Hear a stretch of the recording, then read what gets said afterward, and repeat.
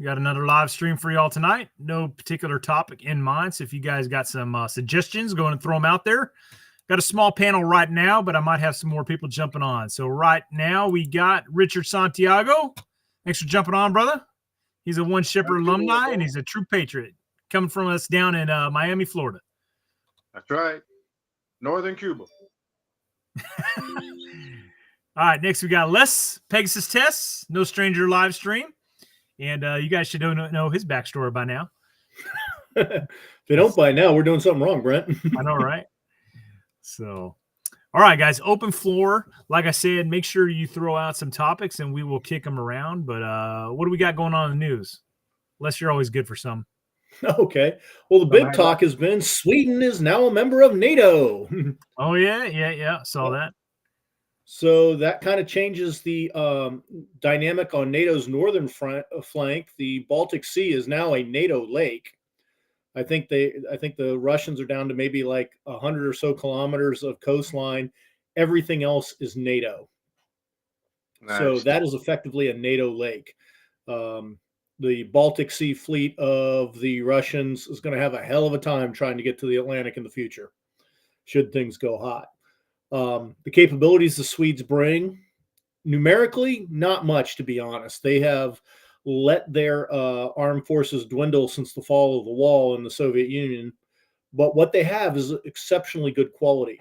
The Gripen fighter, even though they only have a few dozens, I think less than 100 of them, top-notch stuff. I mean, it's maybe a step below the F-35.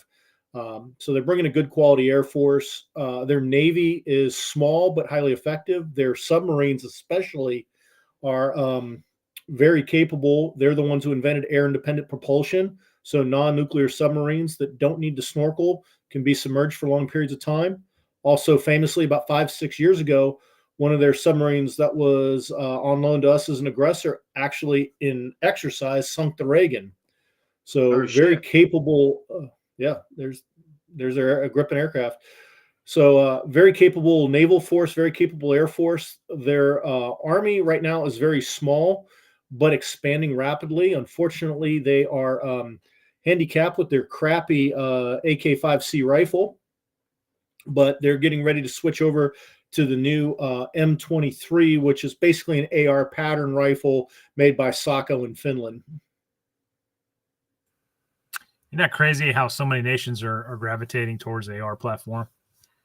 Yeah, you can't argue with just works. And there's historical precedent too, because if you think about it, in those years right before the First World War, everybody had some version of the Mauser rifle. So history is just repeating itself.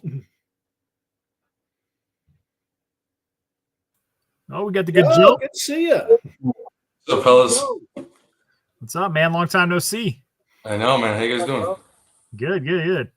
Pretty good. All right, so that's interesting. You reminded me of when you brought that up, the State of the Union speech. What did you guys think of that? What? Go ahead, Richard. I didn't last. I couldn't watch the whole thing, man. I was laughing. So, well, let's back up because apparently, so he was late, like almost a half an hour, and apparently he was late because of all the Israeli protest going on, like the Free Palestine protest. So they had to take alternate routes and stuff, and that's why he ended up showing up late. And those are all left winger protests. That's what's cracking me up. No, it's always the left wing protesting. Why? Because everybody on the right has jobs and we have things we have to do. So we don't have time to go out and act stupid. And let's be honest, who cares about the State of the Union? I know it's an important thing. Every president has to do it. But every president, it doesn't matter who it is, comes out and says, things are awesome. And if they're not quite awesome, they're definitely moving in the right direction. There's every State of the Union speech ever. Have you ever seen the State of the Union speech where they walk out and go, things suck, and they're about to suck for a long time? That speech never happens. No. So, I mean. Well, we know it beforehand, though. Yeah, I mean, everybody knows what's going to be said. I mean, don't they even publish the speech a little bit ahead of time now, and they talk about the special guests that'll be there and all that. I think the most disappointing thing about it was they had time to prepare. Joe had time to rehearse his lines and still blew it. Would you guys Share a name with him, man. That stinks. do you guys remember when Trump gave the State of the Union address and Pelosi ripped it up in the back? Yeah, she ripped up the fucking shit show. Yeah, absolute joke. But I mean, it's also a meaningless speech. So I know the news pundits out there are all reading stuff into it. And if you watch the MSNBC stuff, they make it sound like the greatest words ever uttered. And if you watch the Fox stuff, oh my God, it was a complete unmitigated disaster. The truth is it was neither. He came out, he said stuff, and it's done. I mean, it's a desperate attempt. They're so desperate now. I mean, they're just still trying to build them up. All that shit that they said after the State of the Union to try to convince the very few who still think any of that shit matters and still think that he has a chance. The ones who hate Trump the most are the only ones that are listening to that bullshit. And that's who they're targeting. But I mean, everybody knows. God damn. I mean, it's so obvious. So obvious that. I mean, it's hilarious at this point, man. They're desperate. It's hilarious. It's transparent. I mean, even his own side is mocking him. It's just, it's a little bit of shame, though, bro. To fucking old man. Well, so I mean, what are your guys' thoughts? Because I've seen like a lot of stuff where people think that he's given some sort of some chemical assistance to perform like that. Because I mean, I know you guys have seen the same stuff I've seen. Like he goes out and he speaks and does gaffes. He trips and falls like all the time. Like he doesn't have like a speaking engagement where he doesn't do something. So for him to come out and do like, a speech like this, that long. What are your guys' thoughts? You think he's getting some chemical assistance? I mean, it wouldn't be surprising. I mean, just even on his short appearances, he freezes. So I mean, it was surprising to see or even to know that he made it through that long. So I mean, I wouldn't doubt it if things like that were in play, but I mean, it's almost a shame already, that they're putting them out there, to do these things. Just, What were you gonna say, Joe? I don't know, man. I was gonna say I didn't catch the State of the Union. Because I was out. When was it? Was it Friday or Thursday? The right answer, Joe. You missed it. The right answer. Because you had other stuff to do in life that was actually fucking important. Is my audio lagging? Yeah, it's choppy and cutting up. Okay, hold on. I'll switch. I'm gonna switch over to something else. I'll call you guys back. Okay.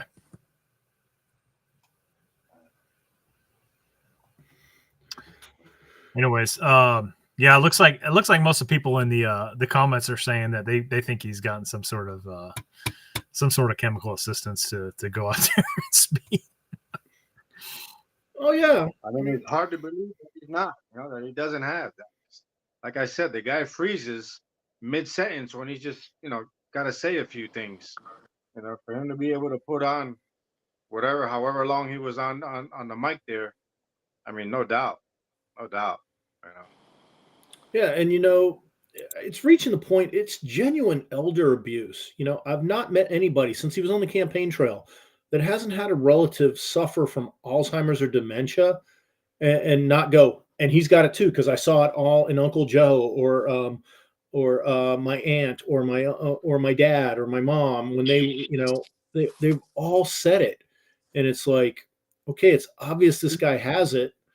And now you have to almost question the other side. It's like, hey, look, hate Trump or not, this dude's not fit for the job, and why can't you step up and just say, hey, this guy's got to step aside? Is your bench so shallow that he really is the best that you have? Because I'm getting to the point now that, you know what, she's no awesome person, but Kamala's got to be better than a fucking vegetable. How you coming in, Joe? I don't know. Is the audio still lagging? No, it sounds a lot better now, dude. Yeah, it's definitely a lot better. Right. Yeah, I was on my work laptop. I'm using my phone now. What day was the State of the Union? Was it Thursday or Friday? Or was it last week? Or I mean, it was last week. I can't remember what day it was though. I was out somewhere probably, but I've been watching the Trump. His rallies are just fantastic. I think it's just nice to see that like kind of like that 2016 energy again. And then he says the same thing about Biden. He's like, he'll like make the joke like, like, oh, like you can see like he can only last so long before the drugs wear off, and he starts getting weird. But I don't know. Every time I watch Biden speak like formally, it just creeps me out because like especially with all the stuff going on with like deep fakes and the drug thing, and like it just seems all fake, you know what I mean? I don't know. I don't want to think too hard about it, so I just don't watch it. Trump was down here this weekend for the UFC fight. I don't know if you guys caught any of that. Yeah, he was in he's been getting around. He was in Nashville for a speech, from some Christian speech. But I didn't notice that any uptick in traffic, but apparently he just showed up one day. So he's been getting around, which is cool. Yeah, I didn't know he was going to be in town. UFC had a pay-per-view event Saturday. And I mean, I had to work Saturday, and I saw the town was going fucking nuts. I mean, flags everywhere, caravans everywhere, beeping. Cubans, they get fucking loud. They're beeping the horns, driving down the road. Like it was like a Trump parade going on. That's down awesome. here. And I was like, what the fuck's going on? And then later on in the night, I saw he made an appearance at the UFC fight. He was with his daughter. He was hanging out there with, all the big shots and shit. But yeah, he was in town. It was cool. Cool. He's got a resort here in Miami. He's got a big golf resort here, an hotel. I mean, it's part of the PGA Tour, I think. So I mean, his name's all over the city. Especially now that he's campaigning. So. Would you see Trump's daughter-in-law apparently was named as a co-chair RNC? You see that? Good. Wow. I mean, an improvement over what was there. Look at all the victories that didn't occur. I mean, you can look at 2018 and say, yeah, it's natural for the party in power to take a hit and have the midterm flip. Okay, that slides. But 2020, no, the red non-wave of 2022, and some of the real dumb shit the Republicans did to rip defeat from the jaws of victory. It's just freaking stupid. So it's about time they got somebody new. Yeah. Yeah, I agree, man. They needed a changeover at that place for sure. Because like Vivek was saying, if you guys ever saw him, like he was saying all the time, like you need to freaking resign. Like you have failed. You have failed as an RNC chair. So. Yeah, I mean, I was watching one pundit, I forget which one it was. He was pointing out that the way they misspent their money, that probably cost them Herschel Walker in Georgia and forget the guy's name who ran in Arizona, because they were basically unsupported and they wasted all their money up in Alaska. I think like $7 million on a race that was going to be Republican against Republican. It's like, why waste money? You win anyways. And hey, did Haley finally bow out? She punched out finally after Super Tuesday. Right. So yeah, on that, because I remember us talking about this last time. Not only she bow out, but she did not come out and endorse Trump. I mean, like how freaking ridiculous is that? Yeah. She's what she doesn't realize and stuff is, the American people, if they want a Democrat, they're going to get a Democrat, not Democrat light. Well, I mean, so like my opinion of this is like and man, how many streams have we had where like, you know, we talk about like things Trump has done and like how we can't, you know, stand that or whatever, like bump stocks, right? That's the easy one to throw out there. 100% in the wrong, right? So like in the primaries, he wasn't my guy, but now he's the nominee. So like I'm putting that aside, right? Because he's so much better than the alternative. And I mean, Nikki Haley, by her not like sitting there and saying like, yep, he's the going to be the presumptive nominee of the Republican Party, and I support him. By her not freaking throwing her weight behind him like that, it speaks volumes, man. Yeah, but then again, like if you think about, I know about the bump stock thing, right? We were all like butthurt about that, but when has there been a president or a nominee, you know, that was 100% 2A, you know, that supported everything that we want? Right. You know, you're not gonna get that. Right. You know, he was close. At least in my lifetime, he was as close to that as we've gotten so far. Well, so yeah, on your note, Santiago, like, you know, as a conservative, like Reagan's always the one we hold up on a pedestal, and he did fantastic stuff, right? But again, we have him to thank for, you know, some of our NFA stuff. He took away the fucking machine guns. So, you know, that hurts a lot more than the fucking bump stock. Right? Yeah, 100%. So. Yeah, and there's another thing to remember as you're sitting there, and right, we're all mad at Trump for the bump stocks. We're mad about his comments about red flag laws. Bump stock's about to be overturned from the looks of it. You know, yes, it's been a long, unnecessary legal battle, but that's about to come back legally. Whether the companies will ever come back, that's a different story. You know, and the red flag laws, look at all the stuff people put up. So yeah, he made his comment, take the guns, then figure it out.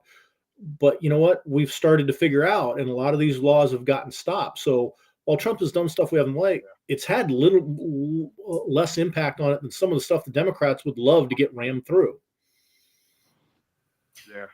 Yeah. Well, once he gets in, I hope we start trying to get the machine guns back. Well, I wouldn't hold your breath, man. Yeah. So, I know, man, but you know. I'm like, that's easy for you to say when you got a stack of 240s sitting in your fucking closet. It'd be nice to just have the NFA repealed. You know what I mean? Like at least like that, the whole thing doesn't make any sense. So right, that'd be like a simple thing. Yeah. Well, there's been some rumblings about that over the past year. Here's the only strategy that I can see, and you guys chime in if you don't agree with this, but like I feel the only way we're going to get that repealed is with the mass proliferation of these things that are called NFA items right now, right? So like short-barreled rifles, the American people have saturated the market with pistol braces, right? There are so many otherwise would be a short-barreled rifle if it had a stock on it rather than a pistol brace, to where the American public is being conditioned, at least in the free states, is being conditioned to seeing that like, oh, these things aren't more lethal just because they have a barrel that's under 16 inches. It's actually quite the opposite, right? it's a less effective rifle. But what I'm saying is like, because so many of these things are on the market, all right, and in the hands of individual American citizens, like they're losing that aura that the left has attached to SBRs, right? And eventually it's going to be like, wait a minute, what's the difference between this and that? Like, why are these illegal, right? So I think the same is true with suppressors. So the more suppressors become common use in the United States, and unfortunately that involves getting a tax stamp and everything else, but the more people have suppressors, and the more that people go to the range and see the dude next to them shooting with a suppressor and realize, oh, it isn't like the movies. It isn't, you barely hear it, right? Yeah. Like it's actually better because, oh, it's reducing the sound significantly and not freaking giving us ear damage. And the more that people get acquainted with those, and the more that they're out there, I think that's a better pathway, or a more realistic pathway of repealing the NFA. Because right now, all it is, you know, the Democrats sit there and you know, play to Hollywood's version of a suppressor. And then you have all the people that are like, you know, the why do you need that types, you know, they're all the ones that are going to vote against it. Speaking of suppressors, when I moved to Tennessee, I put in like maybe 2 weeks later for my suppressor, and it got approved in 4 weeks. And I was prepared to wait like a year. You know what I mean? And so I was just doing like a little research, and apparently they had passed a law. Somebody did that. They have to like get them under 4 months, like get them done under 4 months now, which is pretty good. Dude, I just got, so in the last, I think 3 months, I've submitted at least 5 SPR stamps. All 5 of them have been approved within 2 weeks of me mailing off my fingerprint cards. Wow. Yeah, I literally had one approved yesterday. I got a Wow. new the Scorpion pistol, Oh, the cool. old Cool. one, not the new looking one, the old com block looking one. Cool. So That's Yeah, great. Yeah. So ATF has gotten faster in some respects, but not in all. It's still a lot of arbitrariness there that needs to be addressed politically. And like this is the fights that we're winning by forcing. They're getting laws that are forcing them to act faster. Because like when it comes to a suppressor, you send in your fingerprint card, you send in your tax stamp, and all that. But what they're doing is the same background check if you buy a Title One, like just as if you went down and bought a Glock, and we can do that instantly. So it's bureaucracy and nothing more. I think one of the ways we chip away at it is get legislation that says, okay, you get your $200, Uncle Sam, you have to grant approval. Just approve it through the NICS system, collect it on the spot, and that's the first way you chip at it. Second way you chip away at it, point out what the Europeans are doing. I found in all my trips over there, like in France, it's actually considered rude not to use a suppressor. It's actually considered rude. That's In great. Finland and Slovenia, they're not regulated items. It's no different than buying a magazine or a spare spring or part for your gun. It's not regulated, and again, it's even encouraged to get them. So you're the arrogant gringo from the States if you don't have a silencer when you're over there in Europe. If I wanted to, literally, I could go to Finland, buy a suppressor for a match, and then just throw it in the trash when I left. Are they less expensive there, or No, they don't have the innovation going on that we have. Surprisingly, I've not seen anything as good as that we have over here. And a lot of Europeans try to buy suppressors here in America, which technically is legal, but the State Department makes the pure process so onerous it's nearly impossible. are they like, they're not like ITAR, right? Regulated? Oh yeah, absolutely. Oh, okay. So that's interesting. Okay, cool. Not cool, but you know what I mean. No, that should be our first thing in getting rid of the NFA is, making suppressors common thing. And, I'd love to see some of our politicians get back on the Hearing Protection Act thing. I know it always gets talked about and never happens, but I'd like to see that pushed. I'd like to see little chip-aways, like, all of a sudden SBRs, just come off the list because they're so common. You know what I thought was interesting? I was visiting a buddy in Jersey, and we were shooting, and they can't have like regular muzzle devices. It has to be Compensator. a brake or a compensator or something. And it's just like, it's almost like takes the fun out of shooting just because it's just intolerable. You know what I mean? To like be near people shooting like that, and it's kind of like seems like by design because it doesn't. There's no logic to it. You know what I mean? So I don't know. But what's the reason for having it, mandatory to have a brake or a I, compensator? I have no idea. Not mandatory. You can have a regular barrel. You just can't have a flash suppressor because, of course, only assault weapons have flash suppressors. Yeah, you can't have a muzzle device, or if you do have a muzzle device, it has to be I don't remember, but you can't have a regular flash hider, and you definitely can't have a suppressor. So I don't know. Shooting with the guys from Jersey just sucks. That's what I'm trying to say. It's like off. It's like off-putting. Like I don't even want to do it just because I'm gonna get it like TBI or something. So in Jersey, the A2 flash suppressor is the scary version. Yeah. Yep. You guys didn't know that? I have little interest to learn in all the little commie laws. Dude, I'm free now, man. I'm enjoying my. Yeah, where are you at again? Where'd you move? I'm in Where you at Nashville now? now. Oh man.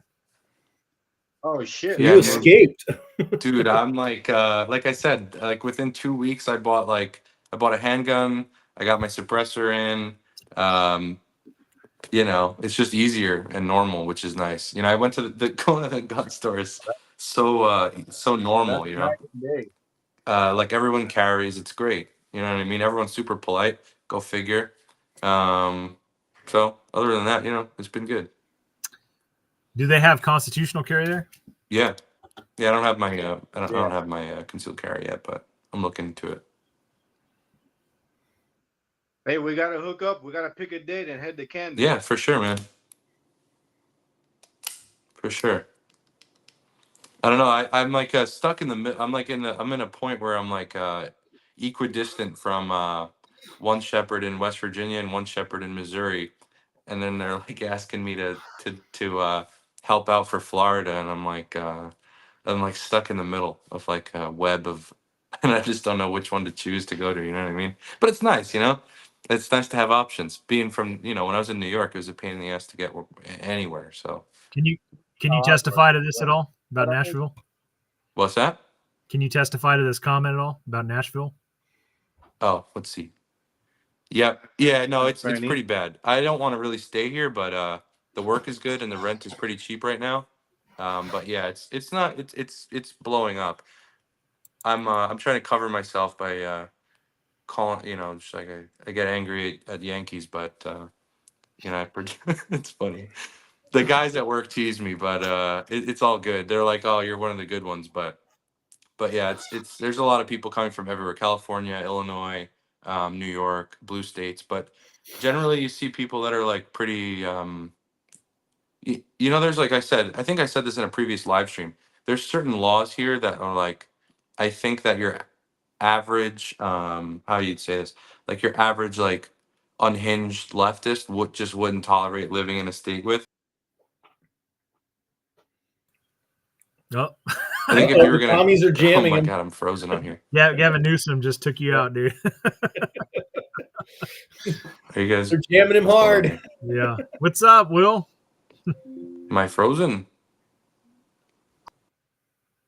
I don't know. Well, Thank God. Will, welcome to the stream, brother. Yeah. What's up, guys? What's going on, Yeah, guys? Will. I don't know what's going on. They're trying to get me. All right, I'm going to put him in the back until he unasses his comms. Will, can you hear us?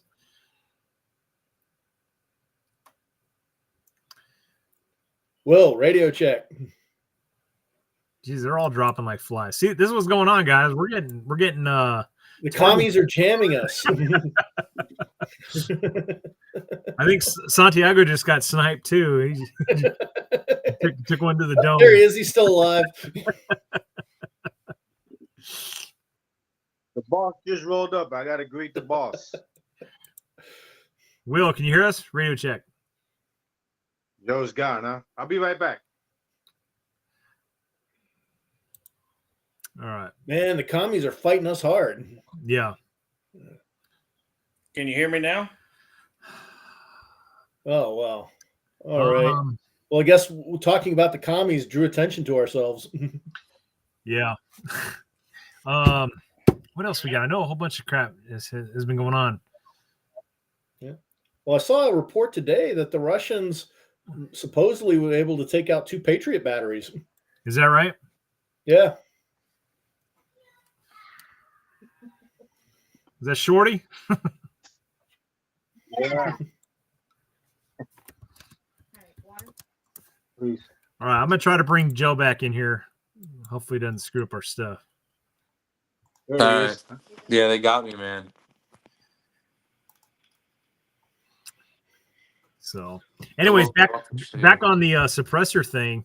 I was relieved to see, you had states passing the whole, like, hey, if you build the suppressor here in our state, it's legal. But I think you brought this up last stream, Les. They don't back you up though when the federal government comes and fucking pushes your shit in. So, Yep. But it is another chip away at it. Yeah, it's creating the legal battles, and I think your state, Texas, is kind of leading that fight. Yeah. You got your AG down there, Paxton, man. He is not afraid to go up against Uncle Sam. No, and they just tried to impeach him not too long ago. So yeah, it's things like that are going to eventually win us the battle. Unfortunately, it's going to be a long battle because if you think about it, a lot of these laws are entrenched going on nearly 100 years now at this point. The NFA, 1934, it's 1924 now, 90 years ago. I read a cool thing about well, not cool, but I read an interesting thing about the NFA. I guess it's just, it never occurred to me because I never was able to look at NFA items pretty much. I didn't know that $200 tax stamp is from the 30s. And they just didn't change the price. So now it's like no big deal, like $200. But back then, $200 was like $5,000. So that was like seriously prohibitive. So I think that they should just repeal it just based on the fact that it was meant to be prohibitive, to own things. Because that $200 is not a big deal technically now. I mean, it's you shouldn't have to pay any money, but still, it was meant to keep people from being able to afford them in the first place, which is not good. Do any of you know what that money goes into? Yes, it goes into the national parks, believe it or not. Doesn't I it? heard that. I heard that too. Yep. Going back to the same law, that money, the ammunition taxes and all that go into the maintenance of the national parks. I mean, it does serve a purpose. It doesn't just self-fund ATF because it predates ATF, and the uses of it were set out in that law. And the reason it was picked at $200 was at the time, that's what a Tommy gun cost, $200. Yeah, right. That's right. I think that not only should it, I think it would be a good idea is instead of there being taxes associated with it, because the government doesn't need the tax money from guns for the funding. They have plenty of money, obviously. But they should give you a stipend instead. So instead of you paying money, the government pays you to own these things because it's very expensive to be an upstanding American, like a responsible American. It's expensive, and they should pay me back. Well, or just give me my taxes back. I think that would be probably got a better chance at repeal than getting that. No, I know. I'm just but I playing like where around. you're going with that, Joe. I'm just playing around. Did you guys one watch? of the things that would help go with ahead. repeal is the reason suppressors got on the NFA originally was it was an anti-poaching measure. Remember, 1934, the Great Depression's going on. Poaching's a big thing. The government is trying to engage in conservationism at the time and all that stuff. So, now we need to bring it about like, the urban sprawl that we need suppressors so we're not disturbing people, that it's not a poaching thing anymore because that's not a thing like it used to be.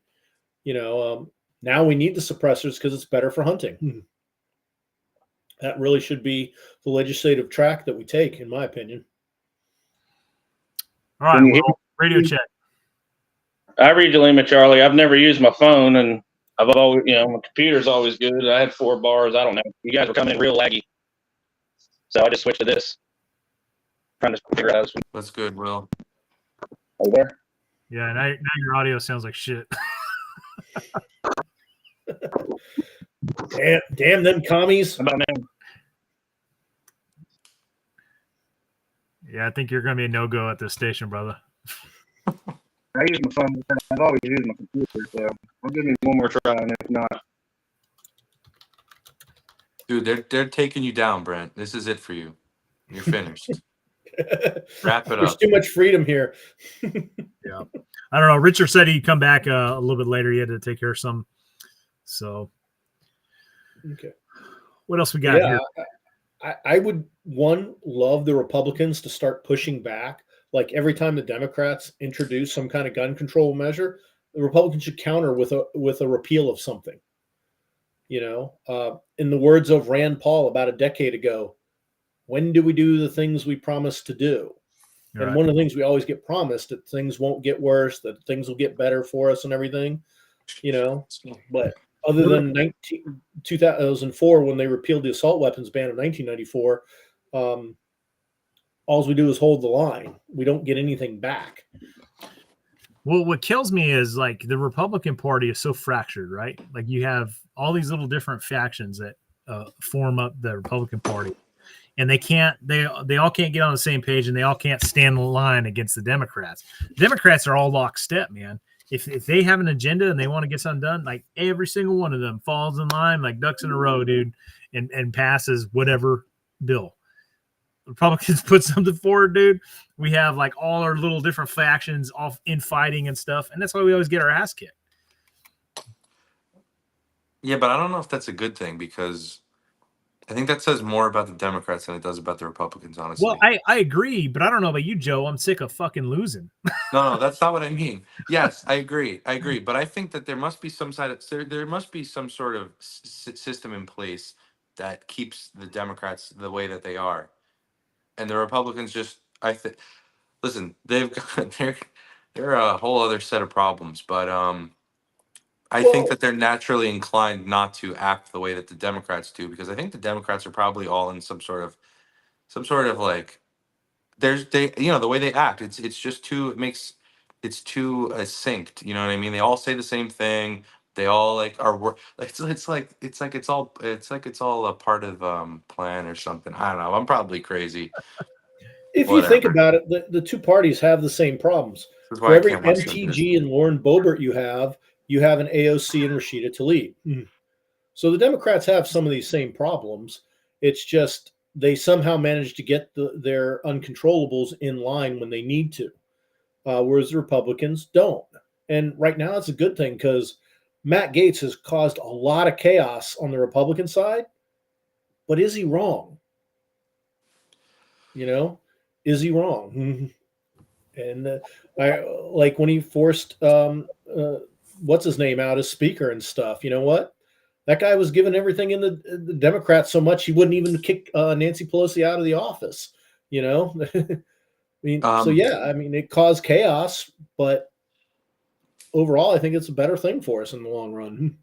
What do you guys think about because like sometimes I don't like talking too much like oh, it'd be great if the Republicans did this, like, but the Democrats blah blah blah blah blah.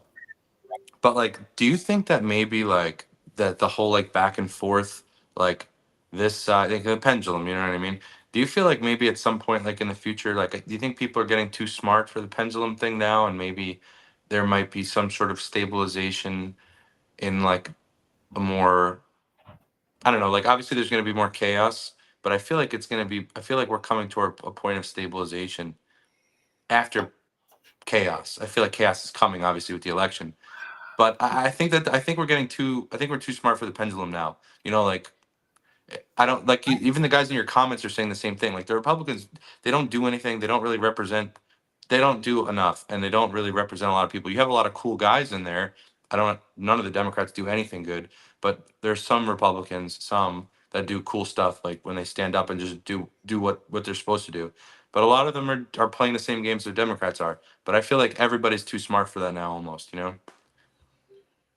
I don't know. Doc and Les were kind of going back and forth with this type of conversation last stream, in that like Doc was saying, oh, things just have to get so bad that, you know, they start voting the other way. And unfortunately, you know, I kind of agree with Les on what he was saying about it. He's like, dude, look at Detroit and, you know, some of these other places that are just solid blue. Like there isn't a Republican within miles, right?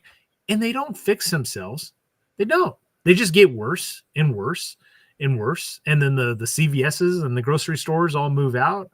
And like they never vote any other way other than what they've just been conditioned and trained to vote their whole life. And those places just become shitholes. So it's like, what is the answer? I don't know, because look at Gavin Newsom and what he did to California, you know, with all the COVID stuff. Just, I mean, shut down the whole state, right? Meanwhile, he's whining and dining with all his little lefty celebrities and stuff. And then they have a recall election, and what happens? Nothing. He's not voted out. So, you know, that state, my God, it's a beautiful place. I was stationed in Camp Pendleton. It's beautiful scenery, unbelievable weather, and they've just ruined it. And there's no intention of changing any of that. It's so unfortunate.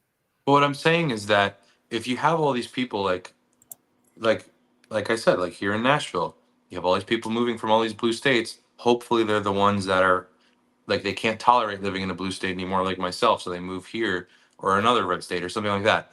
Hopefully it's those people, but if it isn't, you know, if I'm sure there's both sides mixed in. But I'm saying is if you have all of these like you would assume decent citizenry leaving these large blue cities, and then it's almost like they're being replaced with people that are entering the country in a certain way, and then they're just Wow, it's replacing. like a plan. They're just like replacing the population that they're losing with these other people. But what I'm saying is like, how is that supposed? What's the sustainable? How is that supposed to be sustainable in the future anyway? Like, what's the larger plan here? Like, we have brains, we can tell kind of what's going on. Like, we see the chess pieces moving, but like, what's like the end game? Because what like, so what? You just the red states are more red, or they're going to turn purple, or and then like the blue states just turn deeper blue. Is that the plan? I don't know. Hey, Will, It's an do you want to interesting do question. real quick? Will, do you want to do a radio check? See where you're sitting with this comm?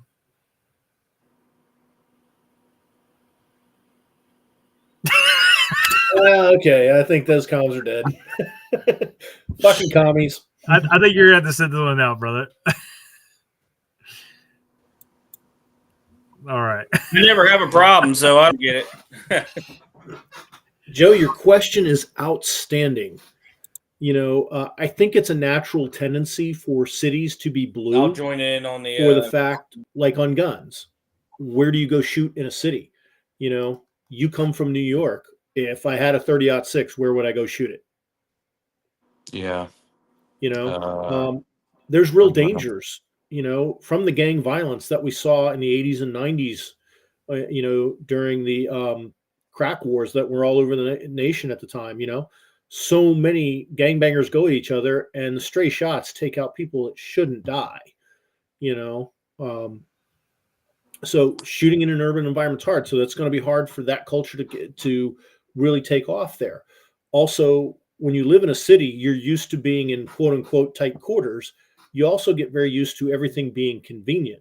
You know, I know a lot of people who live in cities who, you know, don't even bother to have cars, or if they have a car, it's a really small, dinky thing, you know, because it's easy to get whatever they want. Everything's in walking distance. And, you know, you might be able to speak better than I can, but like in New York, it looks really inconvenient to have a car sometimes with that traffic there. Oh, they're making it impossible every day. They just passed some new laws. They charge you just to come in like $40. But you know, the thing about the cities is this that I've noticed. I think, and some guys in the chat are talking about the Constitution, which I love. But the problem is the Constitution was written uh, with decent people. The people they were talking about were decent people. Um, so now that you have kind of like a degradation of culture within the city, the people, it's almost like it's harder to apply the Constitution to those people because it's like, how do I say this? They're not acting like how I'd assume the founders thought that the American citizenry would behave. You know what I mean? Like the way that the kind of like I think things have changed now when you have cities with 8 million people in them, and a quarter of them are below the poverty line, and they're killing each other and they're on drugs. It just isn't the same country that was founded, in 1776. So I'm just saying that ideally, yes, I love the Constitution and it's great, but I think it's hard to apply it to people like that basically don't live as Americans. You know what I mean? I don't know what they live in, but a lot of the cities are like third world countries. So, I don't know. It's just a tricky situation. Can you give them more freedom? I don't know. Should you restrict them more?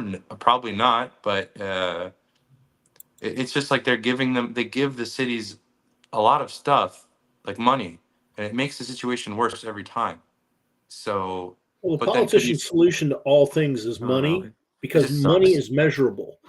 when you're a politician and re-election time comes along, you can go to your district and go, I got so many millions for this program. I got this highway program. I brought this money to our district and this was good for us.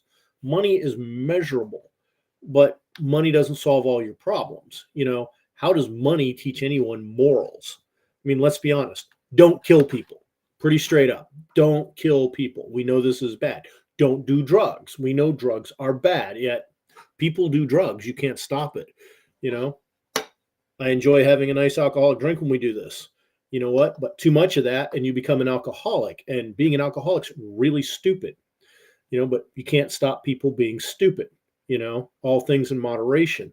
Do I care if somebody gets high every now and then? No, I don't. But at the same token, you know what? Dealing in drugs is illegal, and don't do it. Gambling has addictive qualities to it. You know what? If you can't control your money, don't gamble. But people do things that are against their detriment. You can't make people better. That's a simple fact. People are what they are. And the moment we try to legislate laws that try to make people better, we end up making the problem worse. Yeah, I think that, I don't know, probably what I was saying, obviously, is, who knows if even half of what I said made any sense, but I think, I guess what I'm trying to say is, like, it's almost like we're now living like, I don't know, we're just not supposed to live this way, it seems like. The way that they live in the cities, it just doesn't make any sense. You're not like, you don't, I guess that's what happens when you like have less freedom, because you live in a blue city or whatever, then you act differently, and then they have to regulate you more. I don't know, and then you just get away from being an American. Maybe that's what it is. Because I don't think people identify. I don't think that these people identify the same way you and me and the rest of these guys that watch this stuff identify as an American. I don't think that the people we're talking about, certainly the people who are coming into the country in the millions, probably don't identify as Americans. You have a lot of people who don't really like give a crap about what the country was founded on. And there's a lot to be said about the way the country was founded, but as it stands right now, I don't. I think that's the heart of the issue, though, right? It's like you have this huge influx of people coming in that like they have no skin in the game. Right. They're not coming here because they love America. Like they're coming here for their own self-interest, and I mean, most of those people have family back in their original countries, and they're just sending their money back. And then the folks that are here, that have lived here, under good times, like they're to the point where it's like, well, we don't, fuck the founders. Like they were all slaveholders. Screw the Constitution, blah, blah, blah, blah. That was done so many years ago. Like, I don't care about this. I just saw a news story on the news the other day about, the famous photo after World War II, when World War II. Oh, yeah, where the sailor kisses the girl. Yeah. Yeah. So this freaking like I think it was at the VA. Some VA director was like, we need to remove this photo from our VA facilities because the woman did not give consent to be kissed by that sailor. And I'm like, really? Like, go fuck yourself, man. If that's what we're coming to, like that is just driving me absolutely insane. But it's the same thing with like the founders. Like, how many times have you guys seen the left like talking about, Thomas Jefferson? Oh, he was a slaveholder. It's irrelevant what he said or thinks. But I mean, that's what we're coming to nowadays. And that's their argument on that is so specious because, Thomas Jefferson owned slaves. Thomas Jefferson also said it was wrong and also said it the same thing, but I don't know how to run my plantation without them. They knew it was wrong. They knew it was a problem, and they knew they didn't have the answer, but they knew it was a question that had to be solved, and look what it did to our nation. Before we were 100 years old, that question it did tear us apart. Still the most casualty producing war on this continent that we know of.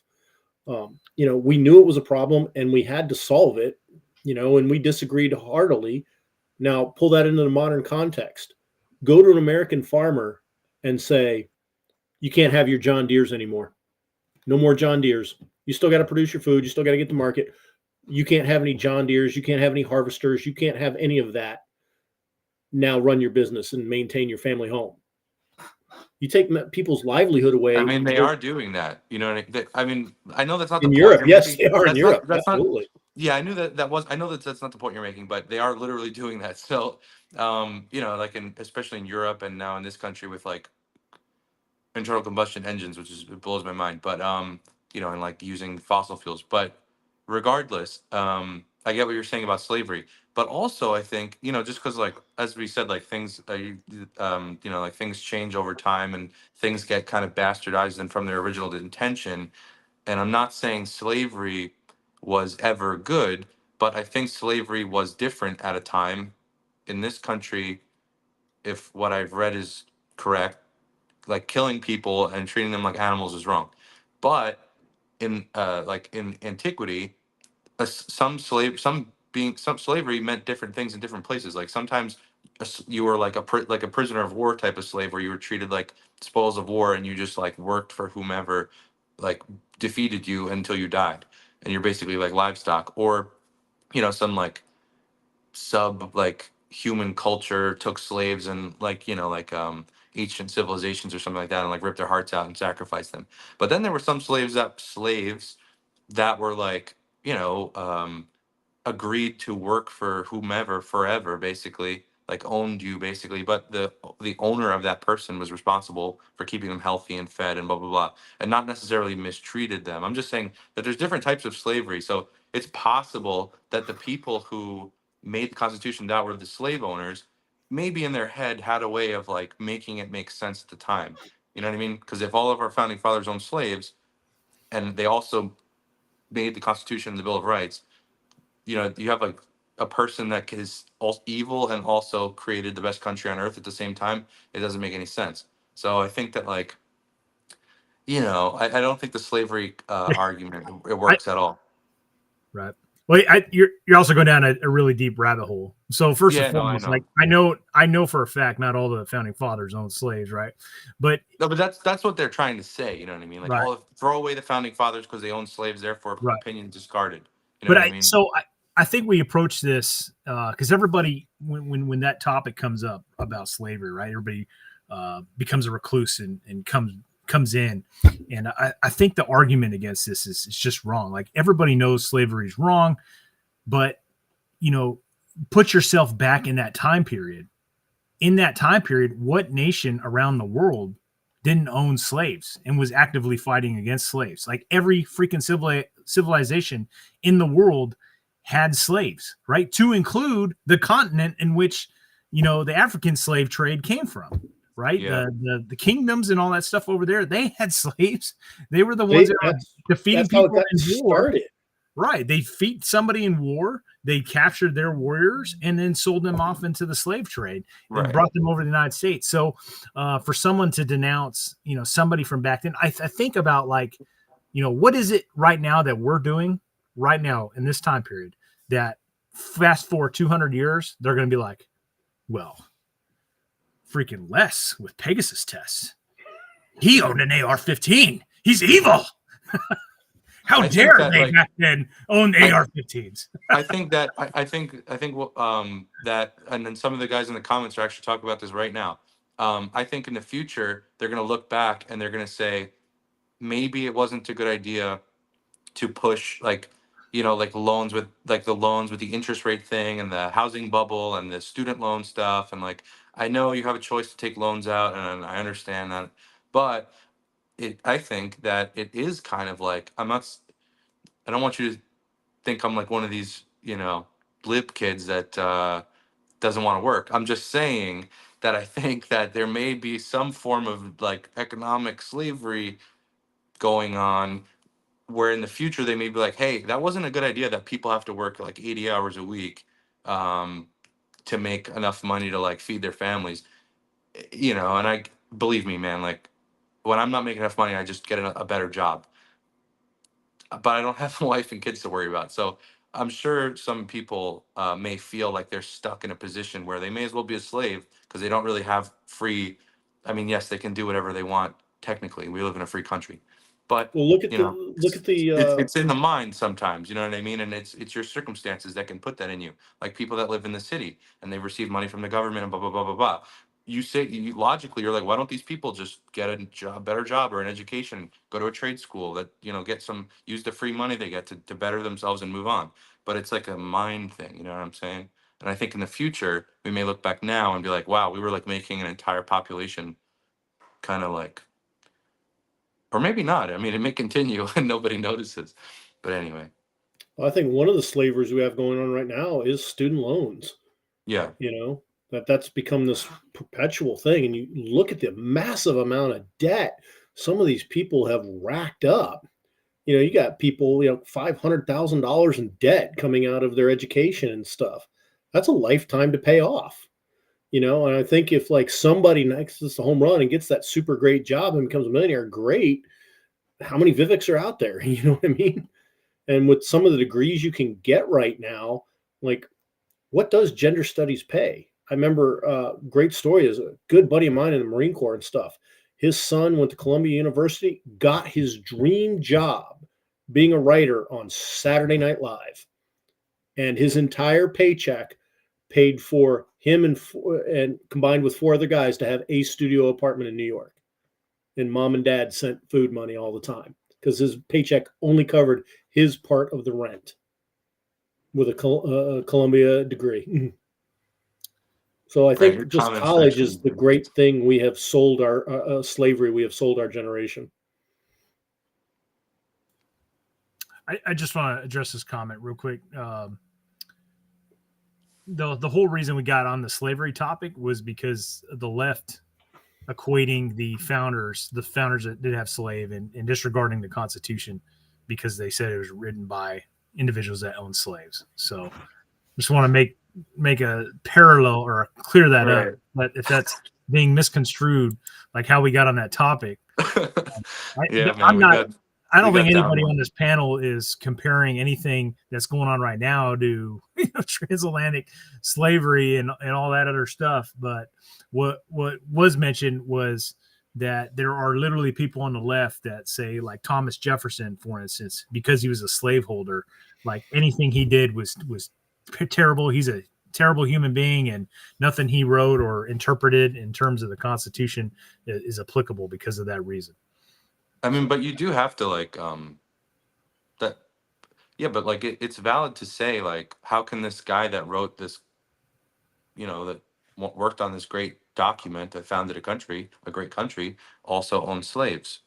There is something to be said about that. What I'm saying is, I'm saying the situation is understandable. The transatlantic slave situation was terrible. There's no doubt about it. What I'm saying is, the dude is like considered, some of the founding fathers who owned slaves are considered like, they're philosophers. You can't say that they were like, you'd assume that, they just didn't know slavery was bad. A lot of countries outlawed slavery before we did. You know what I mean? Like, people knew some forms of slavery were bad. But anyway, whatever. I'm just saying that like there is a conversation to be had about the founding fathers owning slaves. I just don't think it's the one that they're having. Anyway. Well, I mean, where do you draw the line? Like, if you want to go back and look at the morals of people back then, it's like George Washington had slaves. It's like we would not be a country today if it wasn't for George Washington. I don't mean that you should apply today's like morals to then. I'm just saying that that's what these people do, though. No, they're wrong. Yeah, of course. No, we're on the same page. I guarantee you, these individuals that make these same arguments, right? They'll talk in the way about George Washington or Thomas Jefferson, in these negative lights. But then they'll go back even further in history to somebody they like, right? Some ancient ruler who, without a question, had slaves, right? Like think ancient Egypt or something, and they'll speak highly of one of those pharaohs, or you know what I'm saying? Like, yeah.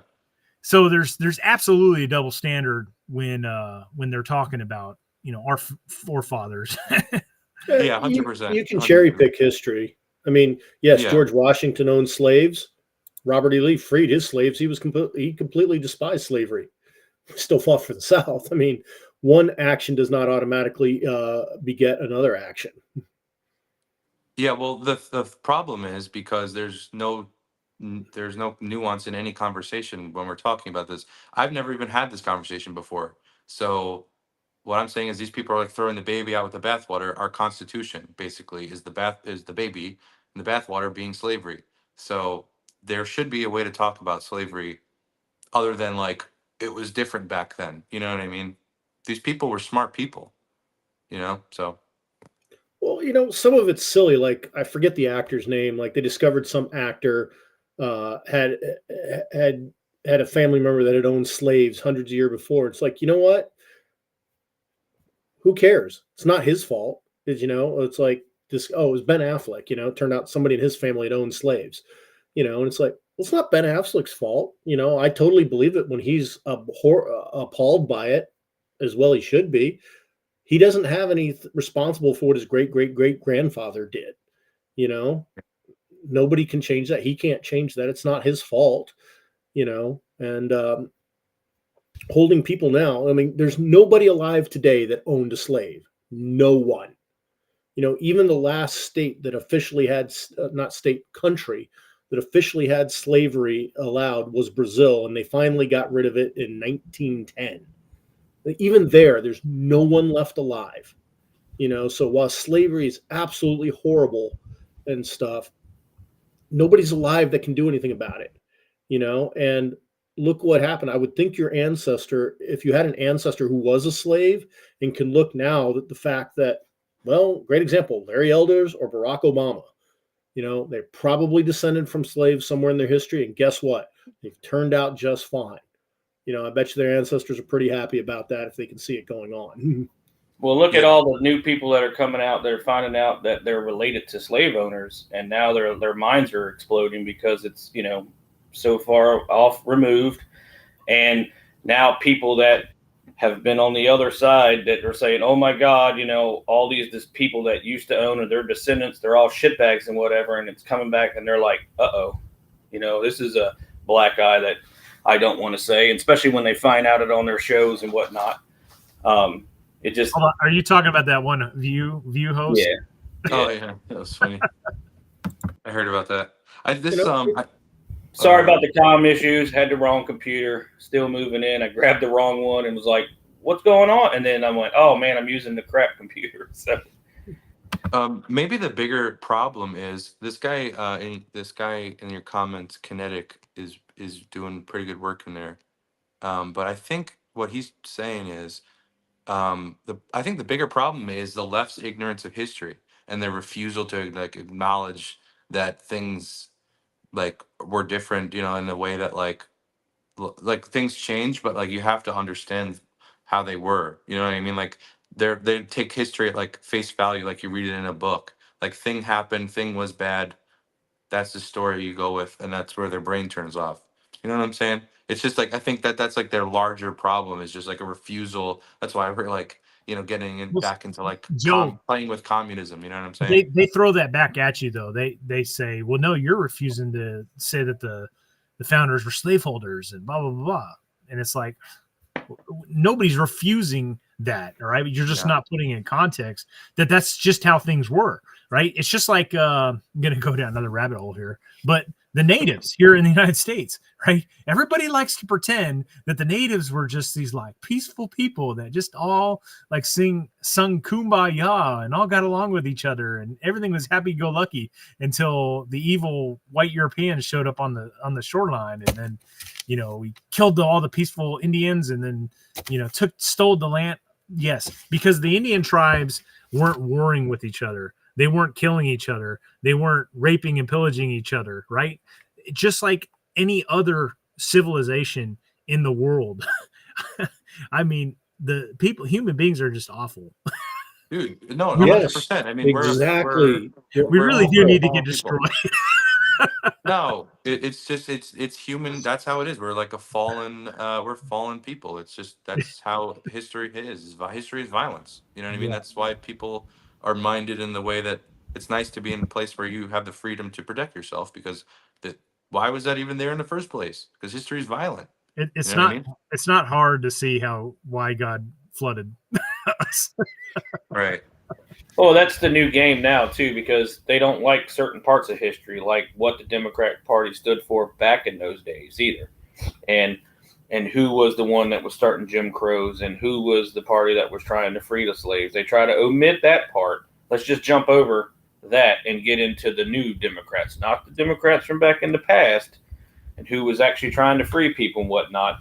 That goes against, their narrative sometimes, and they don't like to take that on the chin when that gets thrown out. So on that note, Will, so they call it the big switch, right? If you guys ever listen to Larry Elder, this guy can explain this better than anybody I know.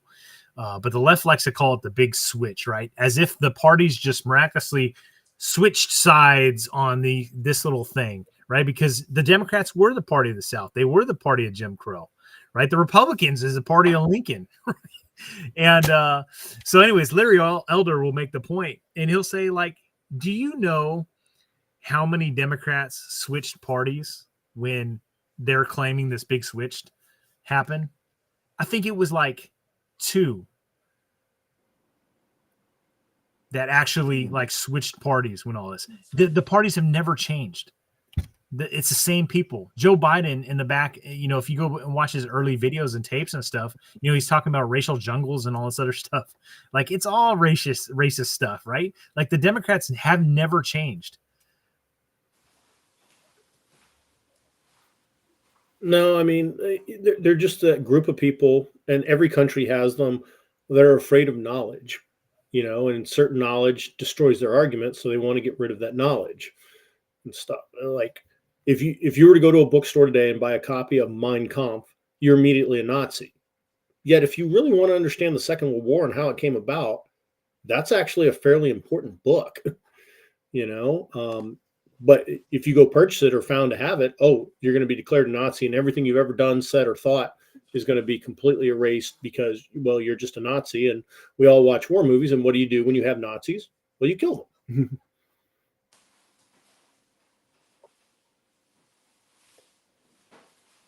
What do you got to throw on, Will?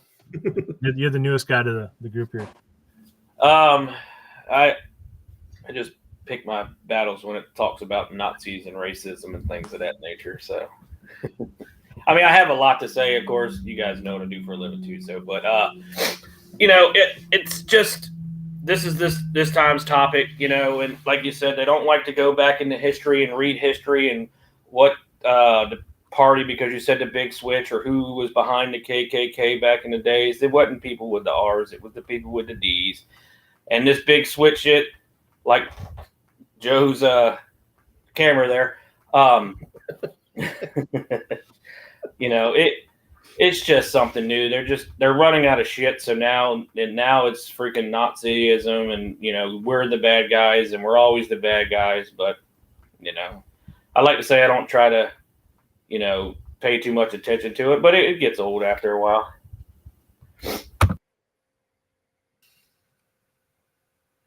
What other topics we got?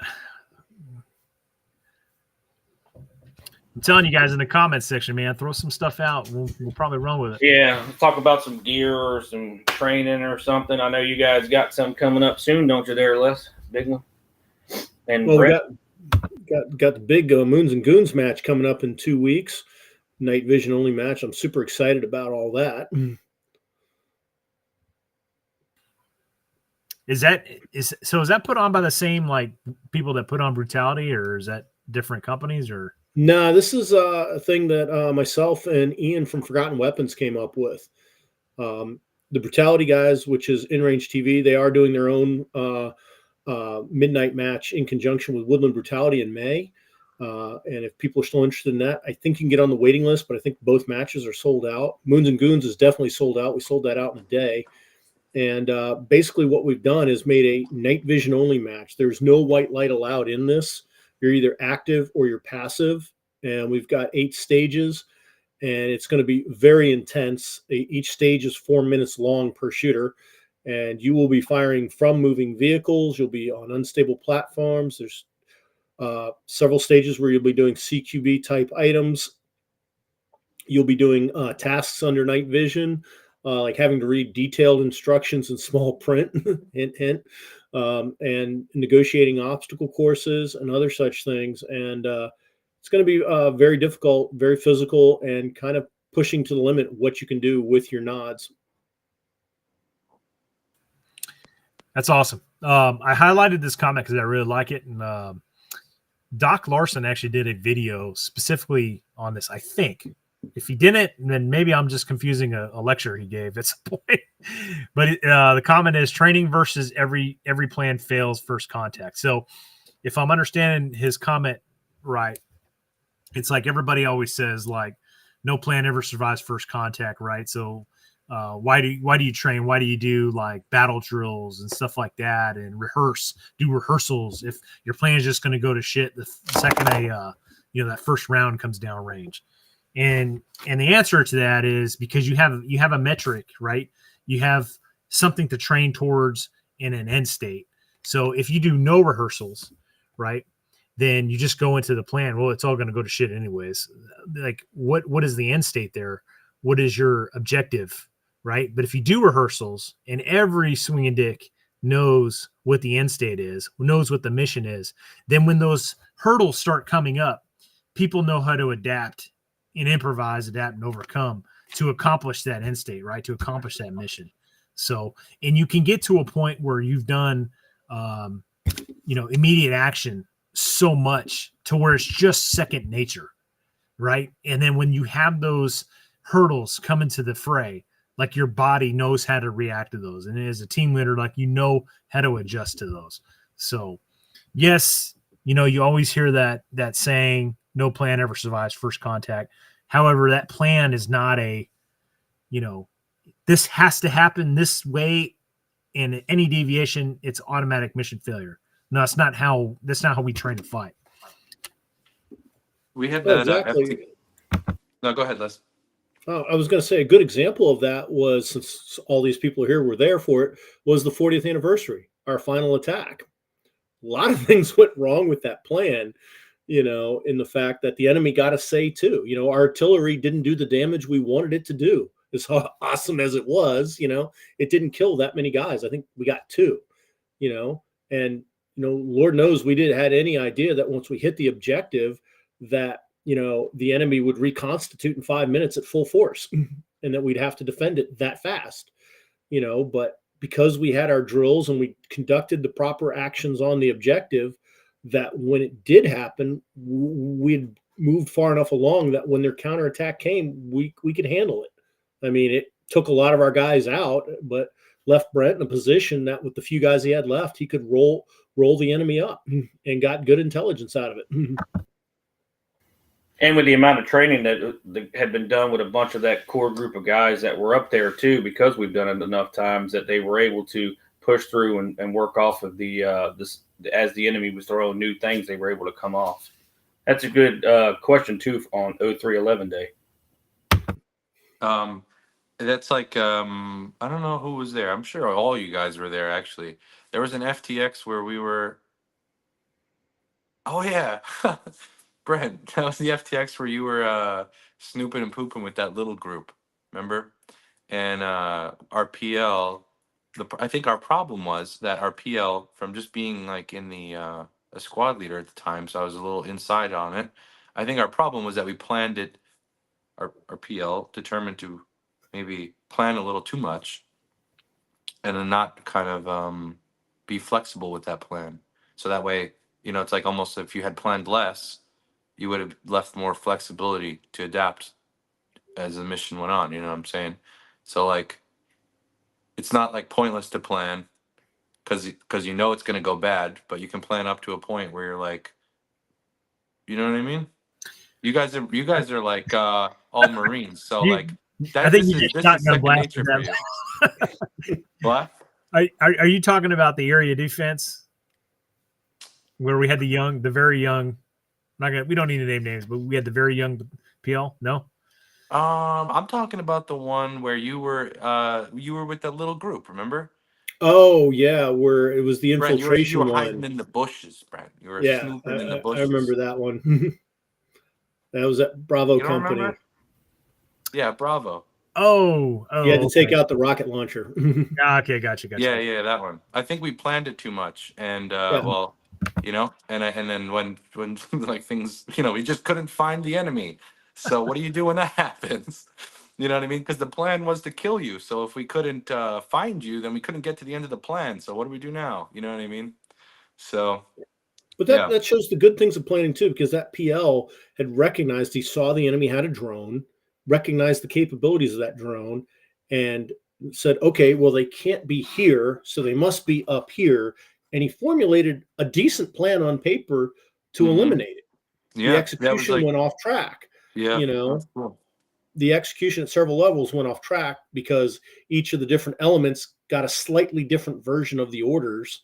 So they all did different things, which led to confusion, which allowed the enemy to escape.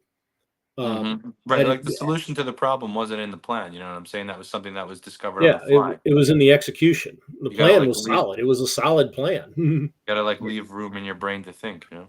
Yeah. And me and Brent will tell you, because we were sitting next to each other in that little hide. There was fucking nowhere to go. There was literally OB behind us with a concertina wire right behind us, not freaking 15 yards.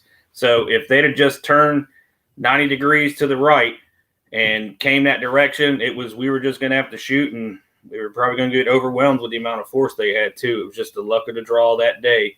You know, I was telling that story. I was telling this story this weekend. Actually, I was doing an FTX up north, and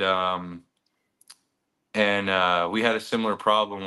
We had a patrol that went out for like 4 hours, and we had done like a lot of the patrol leader had done a lot of research into points of interest where he thought they might be. But the AO was like 25 square miles. It was huge. So we did the first patrol that went out was like, oh, like by everything all the reconnaissance that we've sent out, like patrol that we've sent out to get contact, we should have found them. So anyway, they sent out another patrol that I was in, and we spent 8 hours doing like, 15 clicks or something like that, and we didn't find them. And it turns out that they were exactly where they thought they were, and they walked right past them, and they just were quiet, like what happened, exactly what you guys did. That's a big fucking AO to be fucking just running patrols looking for dudes. I know. The OC was the OC that was running it was like kind of working it so that we meet each other, but I think that some of their objective for the training wasn't just to have that contact. I think some of the objective was to just like see how the guys did patrolling in cold weather. So you're doing training with other organizations? No organizations. Just some guys. Let's see how things go. Taking your knowledge and their knowledge, putting it together. Yeah, it was like, this time, 40 or so dudes. This time next month, we'll be out there in West Virginia doing area defense, deliberate attack, and spoiling attack for our FTX. So awesome. I think there might be a few spots left open. Oh, well, see, the thing was, unless you want me to come by for the FTX for a weekend, I might be able to do that, but I just can't take the week out, which I'd love to do. I'm going to do, I think by fall, because I just moved to Nashville, started a new job. So I haven't been really able to take off like a week, like inside. Yeah, no, we understand. We understand. Yeah. You can come out for a couple of days, but if you want to wait till the fall, that's fine too. Just bring your mountain climbing boots. Well, I was thinking. Oh wait, what's going on in Florida? Anybody know?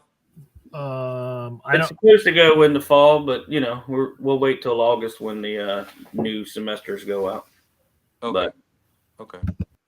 Hey, several people have commented about Haiti. Has anybody spun up on what's going on there? From what I heard, they said that some Marines went in there and emptied some of our people out of the, I guess, the embassy. They were saying that there was some unrest and some people may have been proved right on the Haiti thing where, they didn't have their shit together, even though somebody might have called them shithole countries and whatnot, and they were shit on. But I just heard it right before on one of the articles I was reading and heard that they were going in and pulling people out. Did they put like the travel advisory up where they were saying like no Americans travel to Haiti now? Usually that's when it gets pretty serious.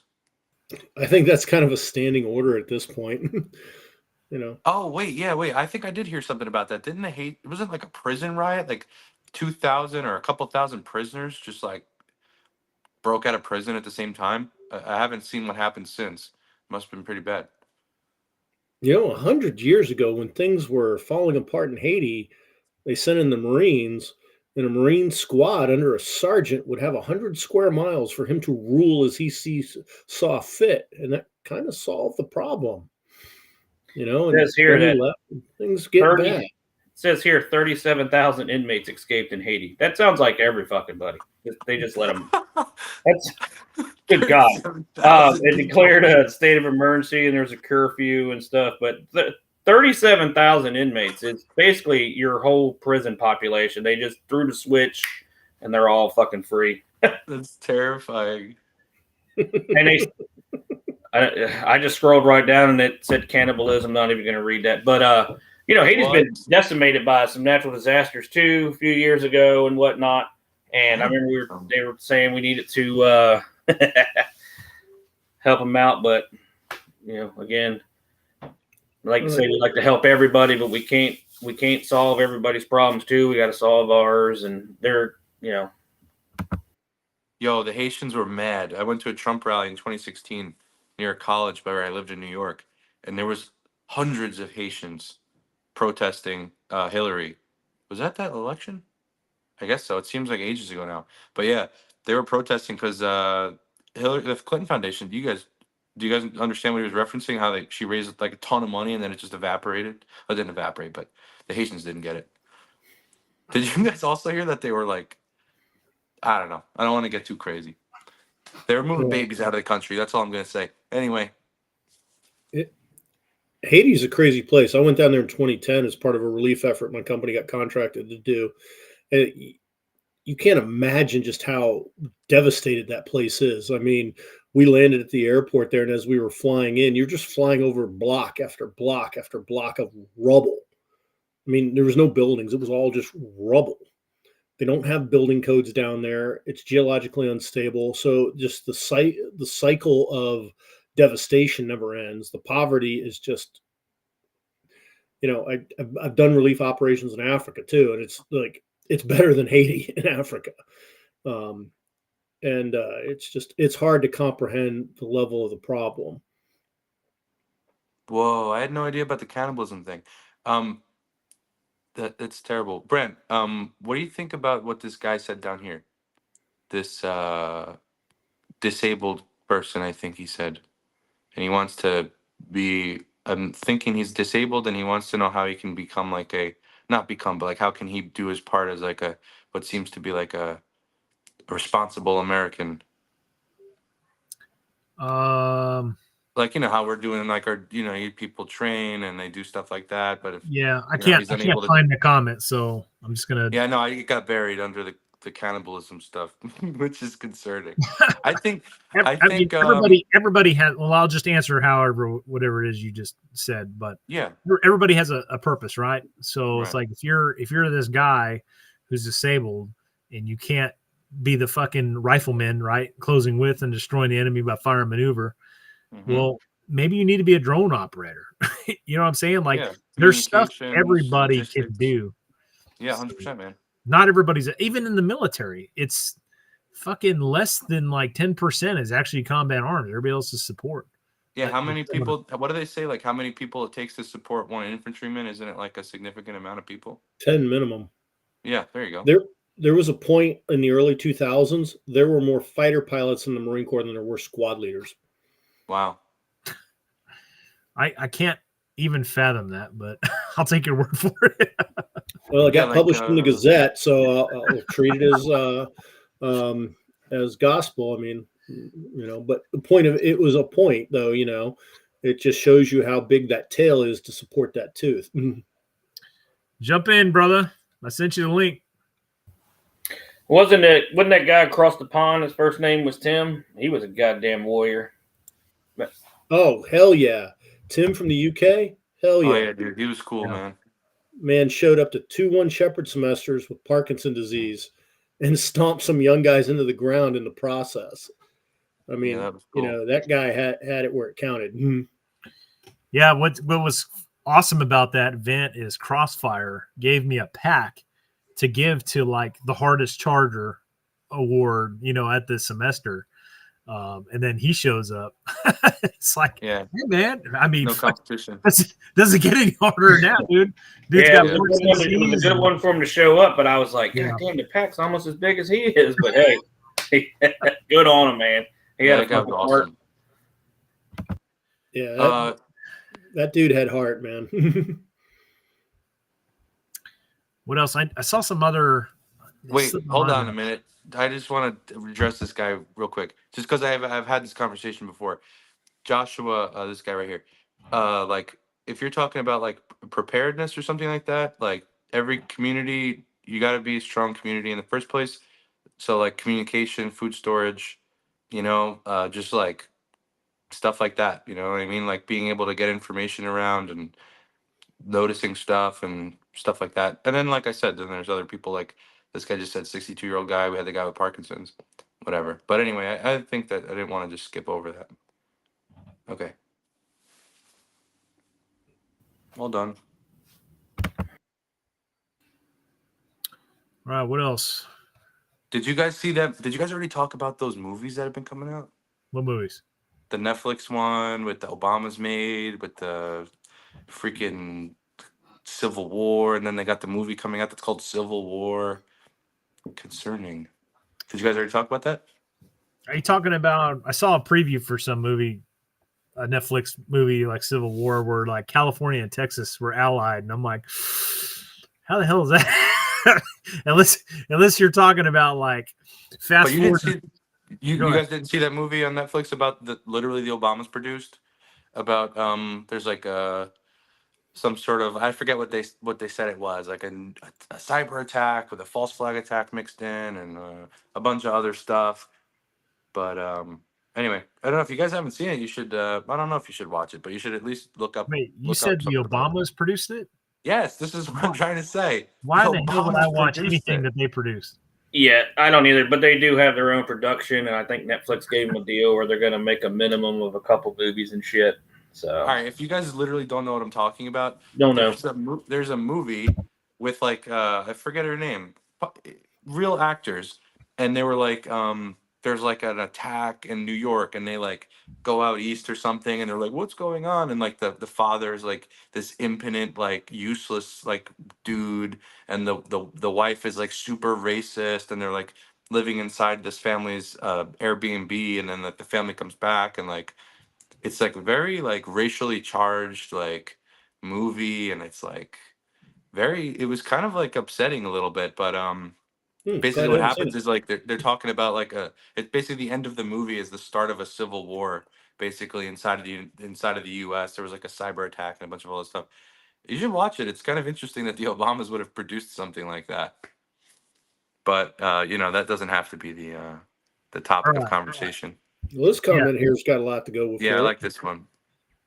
All right, so next topic: preferred optic day and night fighting with passive aiming and shooting TTPs at one Shepherd. EOTech. I think hard to argue that one. I think we're gonna be all over the board here. Go ahead, Les. You go first. Well, I wish our passive aiming guru Pang was here, because I know he'd say the EOTech is the answer because he dominates everybody with it. It does play well with night vision, and EOTechs work great during the day, so that's a hard one to argue with. I'm having great luck with the Comp M5. Had some good luck with that. The thing is, at One Shepherd, things are evolving. I know Brent and I's first FTX together, there was barely any night vision. Now almost everybody shows up, so much so that like the limited sets of night vision that One Shepherd had, they never didn't even hand them all out every FTX because people brought so much good quality night vision. If you have it, bring it. Before you come, do some practice, even if you're just in your backyard and you're just finding out how your site interacts with your particular night vision. That's going to be time well spent. EOTech, in my personal experimentation, has played very well with night vision. So has the Comp M5. Another site that's kind of crappy during the day, but at night actually works pretty well is the MRO. Much as I despise that thing, it does play well with night vision. Hey, want to welcome in Modern Frontiersman. What's up, dudes? What's up, brother? Thanks for jumping on. So the question right now is, what's your preferred optic for both day? Iron sights. Well, I was going to say passive aiming too. I don't know how you're passively aiming through iron sights. But, you know, I went back and forth between. I don't have a personal favorite when it comes to brand and everything. Like, I don't get into gear like that. But I've been fighting back, and me and Krisky were talking about it a while back between red dots and LPVOs. And man, I just can't get used to an LPVO. If it's, I just find myself keep going back to red dots of some sort. Which I've been using the Romeo 5 for a while. I mean, it's cheap and it works. I've never had any issues out of it. But was the question specifically for passive aiming through night No, vision? it was both. I think it had day optic in there too, right? Yeah. I used irons at the I got a carry handle upper at the 40th, and I loved using it. Honestly, it was refreshing. But at night, I had a laser on the rifle for when we use night vision.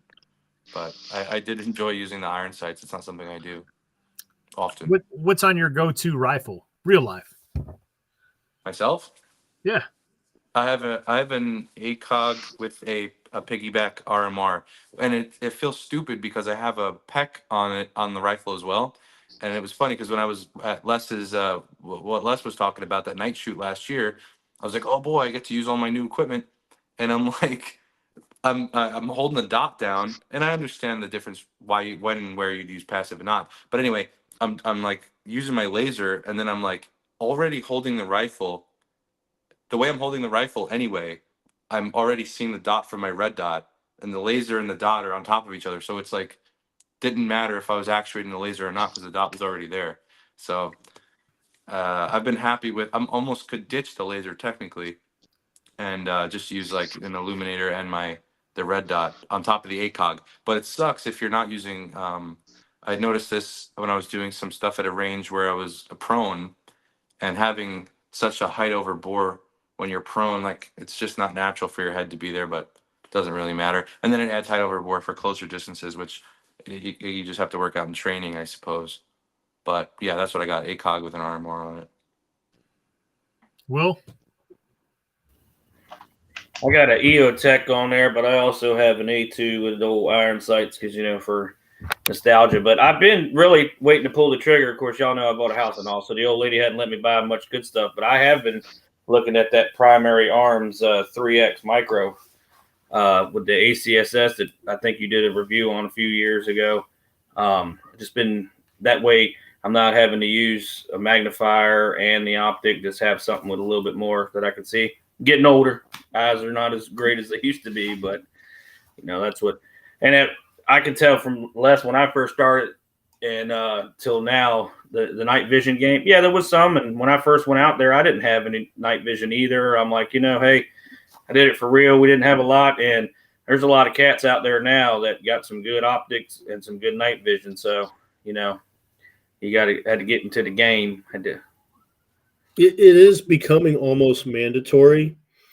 It is amazing as each semester that goes by in one Shepherd, the more and more guys I see show up with good quality night vision is just amazing. And I would say in the last semester I attended, like it was half and half between white phosphor and green and stuff. I like the amount of dual tubes I saw was amazing. I mean, people are really making the investment. And I also notice that like people will come through that first semester as their Warrior Basic and go, oh, Gen 2, oh, they're crap. They don't need that. And then they quickly learn that any night vision is better than none. And then you see them show up for their second semester and stuff. All of a sudden, boom, they've got super nice nods. Listen, I don't enjoy being a bachelor, okay? But it does have its perks. All right, I'm going to answer this question. I'm gonna piggyback off of Joe with the ACOG RMR combo, and this is why the passive aiming alone is a selling point. Now I know there's a lot of LPVO fans, and I'm one of them. I do like LPVOs. The thing is, though, is my experience, and everybody's experience in combat is different, right? Because nobody serves in the same spot in the same time in the same area. But my two experiences that were where I saw the most combat were during the 2003 Iraq invasion and then in the Battle of the Najaf. And two of those two experiences like shaped my opinion on like how I view combat. And the ACOG and RMR combo, if I had that during those two deployments, like I just feel like I would have been so much better off. Right now, I used iron sights during that time frame, had no problem. Did what I needed to do with those iron sights, but I in the conditions I was in ACOG, that 4-power optic would have been perfect. It would have been perfect. Yeah. So an LPVO, yes, it can go 6-power, 8-power, depending on which one you have. The problem I have with an LPVO is, the encounters I remember in combat, right? There was one instance where I literally had an enemy RPG team 30 yards in front of me. Within minutes, I'm taking another 500-600 meter shot at a group of guys running between two buildings. Okay, within minutes of each other. So there was no time to do this. That's not a factor. And I like LPVOs. I like shooting them when I go out to the Nevada desert. Like I'm reaching out there 700, even 800 freaking yards ringing steel with those LPVOs. But I did the same thing with my ACOG. Right, so that's why I prefer the ACOG when it comes to like an all-purpose, just all-around good combat optic. Now the RMR, CQB, but even more importantly than that, Joe, you hit on it. The passive aiming is unreal. It's unreal, man. When you put that optic up, it's the perfect height for wearing nods and shooting. And shooting with your rifle. I mean, it's like the height couldn't be better. Like you see dudes all the time that are like real CQB focused, and they have these fucking risers that are so tall and their optics way up. Like if you could put a carrying handle there, it's probably the same height, right? Like the old school. Yeah. So and that's essentially what an RMR there. It's the perfect height for wearing MVGs and shooting passively. And like you said, Joe, man, it's your PEC laser and your fucking RMR dot are lining up. Yeah. So if Chi-Com paratroopers start falling out of the sky, that is my go-to rifle. But you guys didn't. I mean, like, dude, that was a while ago. So I feel like LPVOs is kind of like a new thing now. You know what I mean? Like the past, say, like 10 years or so, maybe less. Right? It's like back when you were in doing your stuff in the Marine Corps back then. What? LPVOs weren't really a thing, right? Well, I mean, so LPVOs have been around for a long time, very long time. I mean, like hunting scopes are technically like right. LPVOs. In terms of like combat use, right. not so much. It's definitely not so much for the individual infantryman. Sorry, go ahead. Now, Marine infantrymen. I'm not talking about like all support, non-grunts. Like the infantryman, his primary rifle is an M27 infantry automatic rifle. It has a Trigicon low power variable on it. That's what the Marine Corps has gone to. So now that I know like you've had a lot of experience with the LPVOs, you know what I mean, with especially through primary arms and all that. So knowing what you know now and your experience with them, you still wouldn't have chosen, like, had you had the ability to choose an LPVO when you were in Iraq doing what you were doing, you wouldn't bring it. You'd still take the ACOG. I would still, if I had to take one or the other, I'd still go with ACOG RMR combo. And the reason for that is, like I said, man, I don't have time to do this. Right. So people don't realize. That's the one thing I noticed on my channel too, in comment section. People don't realize, like back then, I know, like where you were at in Ramadi, like me and Randall, you could be up close in a house, kicking in a door, get up to the rooftop, and then you're fighting 300 meters away. Like within seconds, it's jumping back and forth like that, like you're talking about. Mount is not just all CQB like people think it is, and it's wild how quick it can change. So this guy says, what are your thoughts on Ukraine guys ditching passive aiming? I think you got that backward. I think you're thinking about like active aiming. Because pure, like I think he's literally has it backwards, because in a pure and pure scenario, like a near peer or peer fight, we can't be shining lasers around.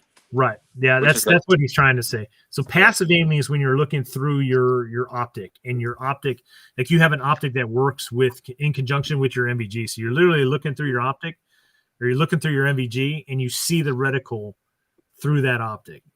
And red dots are fantastic with passive aiming. EOTechs work pretty good too. That's what like Les and them were talking about earlier. And what you heard about that, and the reason for that is because if you start shining IR lasers, like you're not the only one that sees that, dude. The enemy sees that too, and they see exactly where it's coming. The days of us owning the night are, coming to the end. So that's we're just down to the point our lease is better. Yeah, I mean those days of where we could go out and laze you, and hey, the bad guys are just looking like we are now. Them days are fucking over. Here's where it's still good though. I can see two really good uses of any type of like PEC laser, right? Lasing a target, and CQB also. CQB, a lot of times the PEC laser is the way, the IR laser is the way to go. It's a lot easier. Plus you're seeing everybody else make an entry in the room and like where their rifle is oriented. And being in that confined space, you're not worried about like people outside of that room generally being able to see that laser. Well, that's the thing. Like this passive versus active aiming at night is becoming an all or nothing thing. Like you have to be in one side or the other. The truth is you need both. Mm-hmm. There are definitely conditions. And we saw that last year, Joe, you'll remember it, Midnight Brutality. There were times where the laser was overkill and you didn't need it. But there was also times like you needed it because the passive just wasn't going to work under those conditions. Yeah. And it's a big toolbox. And like, if you sit there and say, I'll forsake one for the other, I think you're seriously handicapping yourself. Unfortunately, it's just expensive is really the problem. But other than absolutely. That, it's great to have both, and your rifle gets a little heavier, but you're more capable, and you just get stronger. But yeah, that's like the drawback. Well, remember, they shortened things up so it would get lighter, and now they put more shit on it, so it's fucking heavier. I mean, and everybody's carrying a freaking A2 with a 203 on you, and that bitch was heavy as hell. Now, with all the gear on it, everybody's carrying around that bitch. So I was recently putting together the gear I carried in Iraq video in my second deployment, and I recreated my rifle from that deployment. And I realized that I had 3 fucking magazines on that rifle. On the rifle. I had a magazine on the buttstock. I noticed that. Coupled magazine. And I'm like, holy fuck, that's a heavy fucking rifle. But that's what I carried. And I don't recall back then ever thinking to myself, my rifle's too heavy. It was never a thing. Yeah, but how old were you? Well, yeah, of course. Well, not only how old are you, but when your fucking life depends on it too, that takes it to a whole different thing. But, you tend to put shit out of your way. It's not like you're walking around your backyard shooting at the paper targets going, man, this motherfucker is heavy, or even that one shepherd, and you're like, oh, here we go. No, when you're out there for real, shit tends to not remember being as heavy or cumbersome until you get older and you're like, God damn. Right. You did it for a reason when you were there. You thought it was a good idea, and it worked for you. So, well, the other thing about that is like I was a machine gunner, right? So it's like I was used to, as any type. If you're in a weapons platoon and you're, a weapons marine, like you carry crew serve weapons. Like a rifle is not just the thing you have. No, I had tripods. I had machine gun ammo. I had all kinds of shit, right? So it's like, a strong motherfucker. Put it mildly. Well, I can still remember back in the day, freaking you get to the fleet and you're that boot and you're that rifleman and you don't know shit, and they finally move you up to the saw and you're like, fuck yeah, I got a goddamn I got a small machine gun and shit. It's gonna be great. And then you're like, man, this fucking sucks. But when it's time to deploy it, you're like, it's good to have that fucking weapon. Who cares how heavy it was? Well, that's the thing. There's a zillion YouTube videos. There's a zillion articles out there about the fighting load and how much a soldier should carry and all that. But the truth of it is, it's like you get assigned the gear, you have to take it with you. It doesn't matter if you're the smallest guy in the platoon or the biggest guy. Here's your equipment. You will carry it. So the weight is irrelevant after a while. Oh, and something consideration, just coming back from the that event I was at, and then a lesson you learned at One Shepherd, and then you guys would learn in the military, but like not something that maybe guys that haven't had the opportunity yet to get out there and train in that sort of respect is like you have all your gear, right, squared away, and you're like, oh, I got this cool ruck, and I got all my sleep system and my cool rifle and all my stuff. And then you forget, like you gotta oh, Brent, you just posted this on Instagram when you were at the gym. You were like, someone's got to carry the extra mortar rounds and MG ammo. You know what I'm saying? And it has to go in your ruck. So, like you forget that like if you were say you train, right? So if you were saying that maybe one day you may be in this situation where you may need to use that training, you got to be ready to like do a bunch of crap you don't want to do and carry a bunch of crap you don't want to carry. You know what I'm saying? So you're just gonna do what you have to do. Like mortar tubes. I always laugh when I see these like really slim line gear setups, and okay, if you're gonna be fucking partisan on your own, dude, up in the mountains, like I guess, but like if you're an infantryman serving it, like you are carrying a bunch of shit, right? Like Modern Frontiersman, man, how many times were you expected to carry extra fucking ammunition, extra batteries for the radio, fucking Oh yeah, I was actually point at the whole time in Ramadi with the radio on my back, sometimes having to carry a barrel for the machine gunners. I'm not even a machine gunner. I thought it was bullshit. Yeah. And carrying the radios with them fucking batteries and shit, the old batteries. Dude, Fuck, yeah. God damn those, and everybody had fucking spread load batteries and ammo and shit. And you're like, Jesus Christ, nobody signed me up for all this, but you just did what you had to do. Like running ranges were like all the 11s. You might be given a mortar round. You fucking have a mortar round in your pack, and then you're making movement to the ORP, and then the mortar rounds are consolidated after you get there. But it's like you had to hump that shit. So, or they give you the fucking small rounds. You're like, whoa, does that mean I get to shoot the small? Fuck no, you're just carrying that goddamn rocket. That's what you're doing.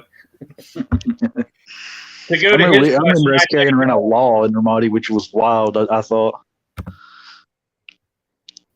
I think Sarge, them not putting anything on that is just the money way, just to get more money out of you. I have wondered the same thing, actually. I was just thinking about that the other day, a few days ago, I got a Bear Creek sent me an A2, which I posted some pictures on Instagram, but it had the carry handle with it. That's the only rifle I've gotten in a long time that came with iron sights. I'm actually I literally filmed a video today about backup iron sights. So, and that's one thing I like about even with One Shepherd. I mean, even if the guys are just getting into it and you don't know how to shoot with optics and things like that, every weapon has a carrying handle or has we'll have iron sights on there for you, so we can teach you the basics. And we do during Warrior Basic, we teach you the basics and put you out there so that you can engage, because not everybody's shot with a bunch of optics and all. And my game didn't have a lot of experience in optics back until 2020. So even as old heads can learn, this dog can learn new tricks, so can y'all. I tell you, shooting iron. So I'm gonna let a little bit of a secret out of the bag. I'm going to do one of these shooting competitions with Les, and one of the things I'm going to compete in is the iron sights division. So I have to use irons. So I selected a AR platform that has nothing but irons, and that's what I'm going to shoot with. So the other day I was doing a little running and gunning just to get myself conditioned to using iron sights. And man, I tell you what, it was a pleasure shooting. It's been a while since I ran bare bones iron sights, and I really enjoyed it. It was a very pleasure to shoot, and I actually can't wait to do this competition with it.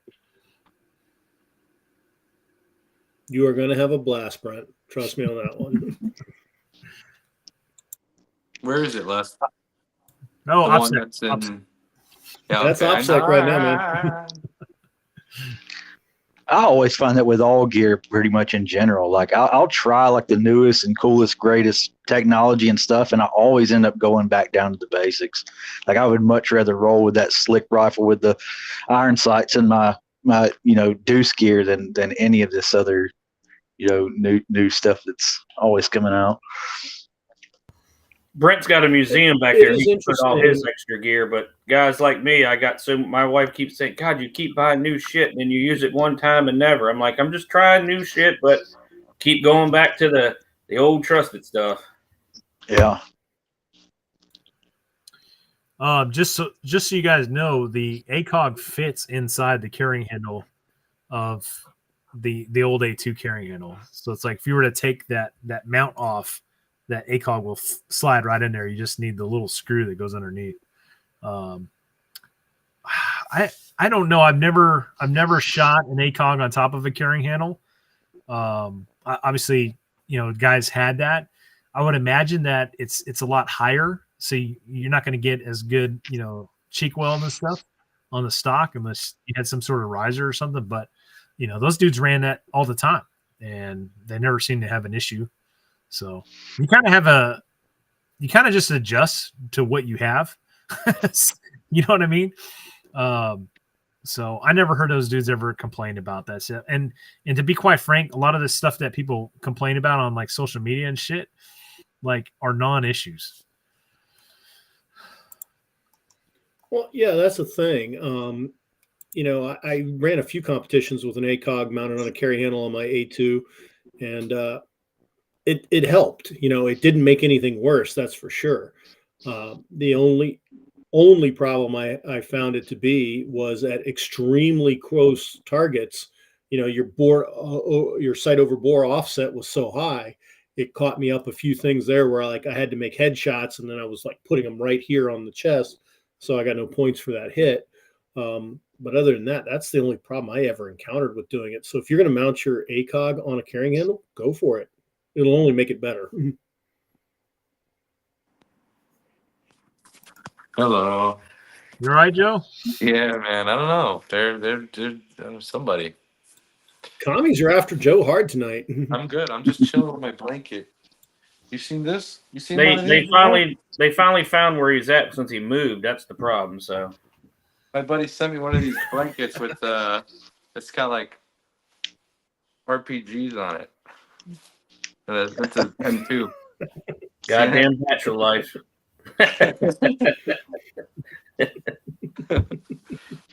Yeah, man. So I saw somebody asked about laws being in Iraq and stuff, and those newer versions of the law came out because in the early days of the GWAT, dude, we were still using AT4s real heavy. AT4 is a big freaking rocket. I mean, that was designed to take on Soviet armor, and we were using them to blow up insurgent machine gun positions, which absolutely works. It's just a big weapon. So when they brought back the law because it's an easier to carry, more man portable. So it wasn't the same law that we were using in Vietnam. It was an upgraded law, different variant. Yeah, we had one in our platoon. We carried it out on patrols, and it was a lot better than lugging that AT4 around.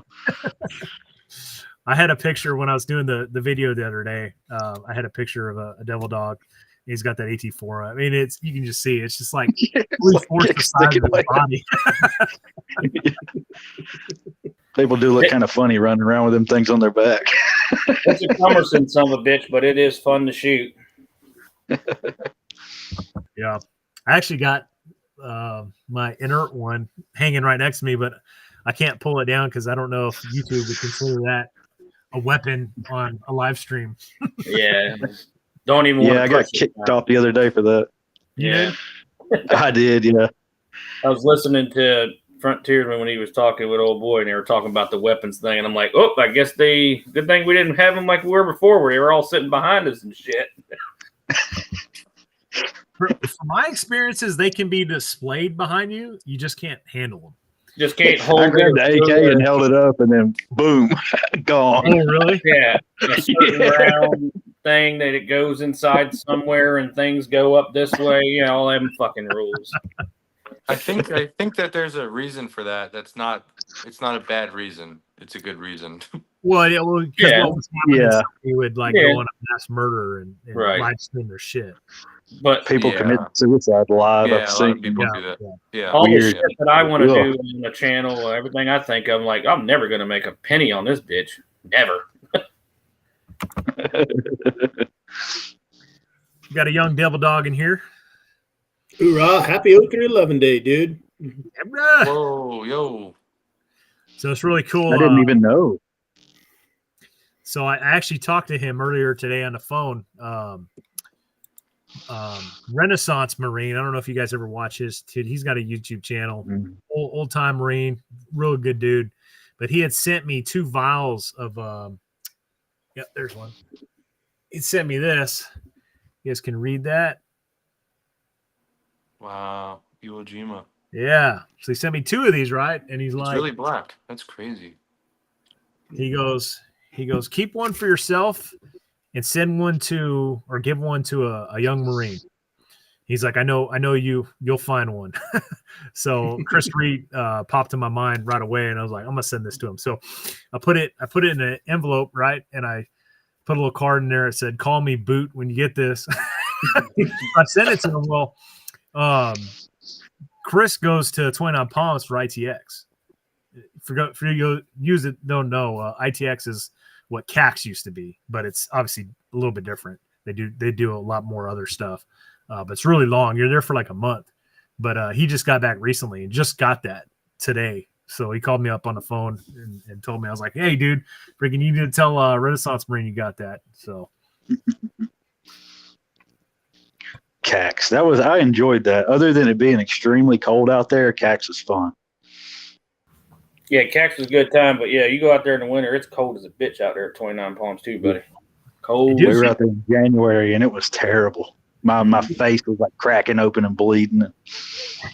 people And I wouldn't think- think it, right? This is out in the desert, but Yeah, it's cold in the desert. The coldest it's ever been is in the desert. Yeah. I got a funny story about it wasn't a CAX, but it was an exercise we were doing out there, and they took our weapons platoon from our company and made us the OPFOR for the battalion. So we go out there as our platoon. We had a couple 7-tons, and we set up this like little enemy terrorist camp, right? And we like threw our cami nettings over our trucks, and we were digging some stuff. Anyways, we're out there for a few hours, and I mean, we're in the middle of nowhere, and all of a sudden this like freaking SUV pulls up, and it's these like environmentalists get out, and they were some sort of like environmentalist watchers or some shit. Like they're part of the base. Apparently they have some contract with the base to like monitor stuff. But they get up and they're like, "What are you doing?" Oh, we had taken some vegetation and thrown it over our truck. It's camouflage, right? And they're like, "What are you doing? You can't use that vegetation. You can't pull it on the ground. The desert tortoise needs that." Blah blah blah. And they're just freaking flying off the handle, right? And our platoon sergeant was like, "Whoa, sorry." So they like get in their car and they drive away and whatever. But it blew our mind that like here we are, like we're setting up this little like OPFOR camp in the middle of nowhere, and these environmentalists found us and just flip off the handle because we like pulled some grass up that the desert tortoise ate or some shit. I always had this vision that, like, the Soviets were sitting there studying in their universities the desert tortoise, going, "What are the mythical powers of this beast that can stop entire battalions of Marines?"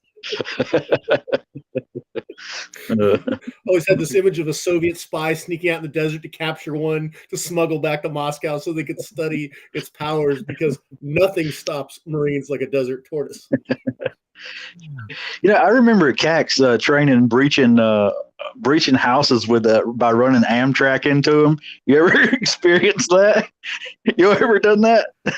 I haven't seen that, but I mean, We Yeah, basically just ram into the building and breach it like that, and then climb out, and go in the hole. I mean, that's Mount, right? For all that's said about like dudes doing entries and coming in and you button hook this way and you button hook that way and you run the rabbit and all this other shit. Like, dude, military Mount, man, fucking blowing holes in the wall, running Abrams through the fucking wall. Fuck yeah. Run into the first floor, climb on top, and then go in the second floor window. That's right. Fuck that front door. We'll make our own. I remember one time we was out in the Pacific training. I don't remember what we were doing, but combined arms, and we were doing coming in. I think we were doing a dog and pony show, assault to show some foreign dignitaries how we come in the Amtraks. We fucking doing everything we're supposed to, and on there we were way far away from the beach, and that goddamn track engaged, and we were hearing all kinds. We're like, hey, we're getting close to the end. We're getting close to getting off. And it was like 10 more minutes of this fucking track's just a grinding, but the goddamn hatch never went down. We finally made it in, assaulted on the beach, index. They brought us in to do AAR, turned around, and you could see where we had drove those fucking Amtraks through a coral reef all the way to the fucking ship. And the goddamn people from that country lost their fucking minds. They were like, oh my God. So they were like, hey, get the fuck back on the tracks. We're getting back on ship so we can get the hell out of here. Man, it was a goddamn international incident. We done fucked up this coral that's been growing for 10 billion years. And you see a line just where these fucking tracks were just rah, just digging and tearing shit up. I'm like, oh my stars. I love tracks, man. Freaking the coldest I've ever been is we were doing a MUSOC qual, and we were on the LPD, and my track, the track I was supposed to get in, was the very lead track, right?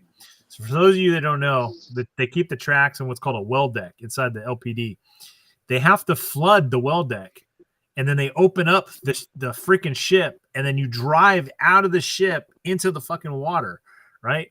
But they flood that well deck before this all happens. Well, our track was the very lead one, and we had to walk to our Amtrak, and there was about shin high, just under your knee, water already in there. And so my freaking legs from my knee down were just soaked getting to the track. Well, we splash, and when you splash, like these tracks are from like the 1970s. And when you splash, man, water's coming in, dude. It's coming in. So it's like now I'm, not just my lower legs are soaked, but I got water coming in from the top and getting me all wet up top and stuff. Well, we go inland and we're in the back of that track for hours. And then we finally assault the Mount Town on Pendleton. We do our attack and everything. And then we retrograde back to the beach. And we were supposed to set up in the defense on the beach and splash and go back to the ship in the morning. And that night, man, that wind coming off the water and my camis are soaked. Oh my God. Oh, and by the way, I decided to pack light, freeze at night, not thinking that I was going to be wet. So all I had was my bivy sack and poncho liner, and it wasn't enough. Let me tell you, it wasn't enough, dude. I froze my fucking dick off. That was bad. Brent was in the front. I remember being on the wheel deck in the very rear. So we're the last track to go, and we're sitting waiting to go, and them fucking tracks are just sitting there idling. God damn it. They say it's not service related, but the carbon monoxide poisoning in the back of them fucking bitches, man. Just flaking, feeling like you're dying. You're getting, I'm like, Jesus Christ, can we open the hatch? No, we can go at any minute. We can go anytime. Everything. Oh, yeah. God damn it. I'm so glad I was in like a helo company and didn't have to ride in them that much. Suffocating. Because once you splash and you go, they may open the hatches or they may not, depending on the surf. It was fucking, some of them rides awesome. Some were fucking miserable. And like he said, they always took in water. I don't give a shit how fucking sealed they say they were. You just hoped it didn't go down and you could get out quick enough. For those of you who want to see what we're talking about, I have a floating box for group destruction. I have a video uploaded from. I mean, the worst part of being in the track is. I was going to say the worst part about being in the fucking track is once you're there, somebody guaranteed will fucking lose their lunch. and it's like a fucking chain reaction throughout the whole damn thing. At some point, because you got the little dim light, red light on, you're all fucking butts to nuts in there because they put as many guys as they can. You want 24 of your closest friends, and one guy fucking loses it. That, or you know, somebody's going going the whole fucking track instantly. Somebody's going ass over teacup coming out that back hatch too, bud. Somebody's going ass over teacup. I was always in the helicopter over top of them, but those guys were up there puking too. Yeah, that's we bad. did a lot of helo ops too. You had to weigh which one you liked the best, but they all had their shitty ends of the stick too. I would way rather be in a helicopter than a truck. Right there with you, man. Right there with you. Just make sure you go to the left. Don't go to the right. Go to the left, not the right. You know, the Marine Corps got new tracks. As much as Amtrak suck, BMPs suck even worse. Yeah. I was when I was in Poland during the ball tops. I got into back in BMP, and I couldn't fit. I couldn't fit in there. I don't know how the hell those guys managed to get in those things. And then you go from tracks, and we were Op 4 over there at Fort Irwin to train up the 10th Mountain. So we went out and fepped out over there for about a month with the British Royal Marines to play bad guys, and we get to go on the Army shit. And their goddamn Bradleys and what, like, you're like, God damn, this is nice as a bitch. But you got to get that through that small ass hatch though, and that was a pain in the dick too when you're trying to run in or get out quick. That little ass hatch sucked. We were like, just lower it, and they're like, no, get out the fucking door.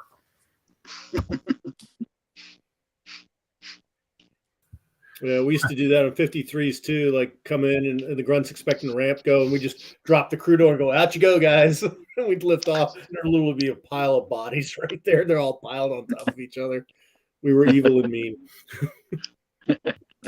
Les, I know some were you an air winger? On 2-3 for sure. Gave us some. Oh yeah, 463, man. Yeah, them fucking guys. Hey, this bitch is leaking. It's good. It's good. Just tell us when it's not. They tell every boot that. Hey, it'll be all right. Great story about leaks and stuff. At the back ramp on a 53 is a pump. And the whole purpose of that pump is during maintenance to take out and put in new hydraulic fluid. That's all it does.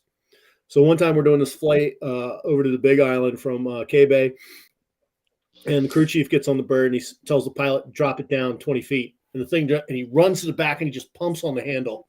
And as a gunner, I call the pilot, like, bring it up slowly, sir. And then he pumps and pumps, and slowly the bird goes back up. We do this drill like 3 times and stuff. Finally, on the 4th time, we tell him drop it down 100 feet, and the bird way down. Everybody's like, whoa! And the crew chief falls down and goes, oh, fuck it! I don't care. The guys that got out of their seat to pump on that handle was hilarious. I remember we were doing aerial interdiction in Afghanistan, and we were in 53s. And I remember this guy across from me on the other side of the bench, and watching that hydraulic fuel or fluid just come down, like poured. And it's just like caking his Kevlar, just covering. And I'm like, that shit, dude, it doesn't come out, man. Gear was stained. 53s are why my leg is fucked up to this day and I'm disabled. Oh, yeah? Yeah. Fast roping. I fell. All the way to the ground. Fast roping ain't no shit, man. You gotta hit that and roll. Get the fuck out of the way. Woo. Yeah. Well, what else we got, guys? We're actually at the 2-hour mark, so we have any other things we want to discuss before we end it? Randall was giving me shit on his stream. I think we've had a good breadth of topics tonight. I was about to say, where is Randall? I don't know. He was talking shit the other night in his stream, so he knows I watch him too. So anything he says, he knows I'm going to hear. Oh, when he was talking about you being gay?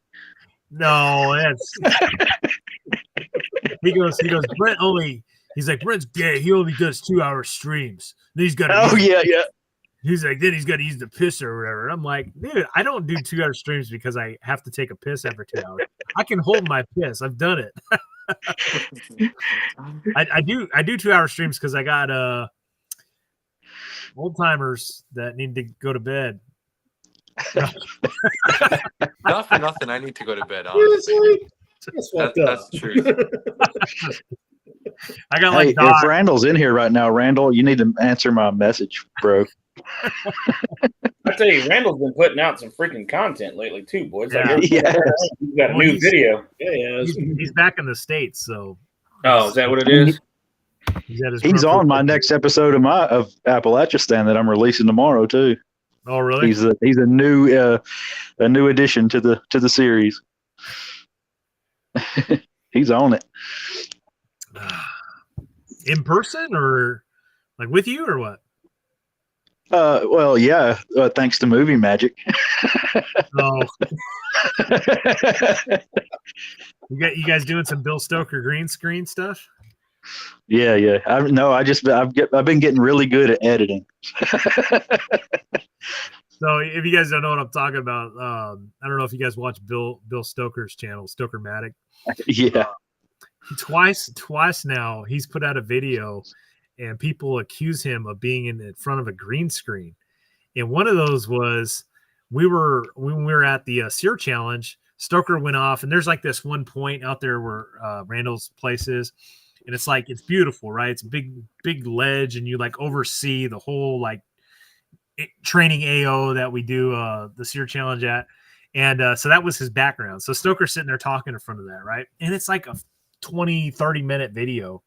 And he was talking about some method that this other channel uses, and it created some controversy. So he had some haters coming in. But anyways, long story short, there was people accusing Bill of being in front of a green screen, and which just is absolutely comical. So it happened again. Bill does another video where he said that the temperature was like, I don't know, like 15 degrees or something like that. Oh, you can see his breath. Yeah. And then some people were like, we can't see your breath. You're in front of a green screen. It's not blah, blah, blah. It's not that temperature. So I'm always jacking with Bill saying that he's in front of a green screen or, he's fake because you can't see his breath. Called it Breathgate. It was a good time. I'm jealous from his fucking beard game, man. God damn. Oh, dude. You should have seen him. You see him at the Sear Challenge? Fucking. When I seen him on the Sear Challenge, I went, who the fuck? Oh, my God. It looked like a totally different human. Dude, I did a picture. I edit photos a lot for comical relief. I took Bill's face, made it black and white, and then I put it on top of Robert E. Lee's body. And, like, it looked like an original photo, dude. I think he even put it on his Instagram, but he just looked like something out of the Civil War, man. I'm just jealous. It don't grow. It all grows all redneck and patchy still in my almost 50 years. All right, guys. What else? I can have a goatee, but anything else looks like a cancer victim. Joe's is nice and thick. Yeah, it's all movie magic, man. Oh. That's not even real. You ain't got to cam your face as much, right? When you're in the field with that, right? Except for up here. Exactly. We got any saved rounds before we go around the horn?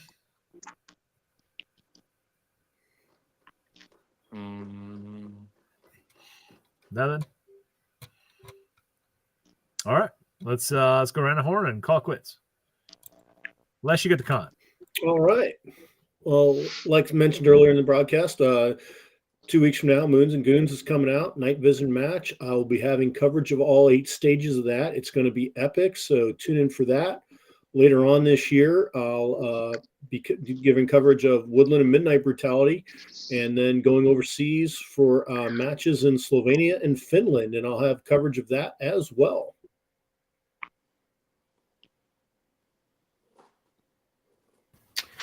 Thanks again, guys, for having me on. Sorry about the comm problems.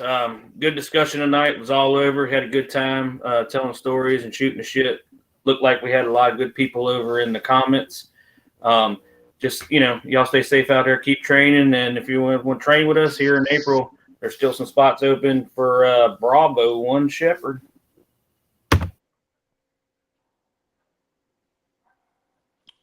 Yeah, man. Just happy to be on.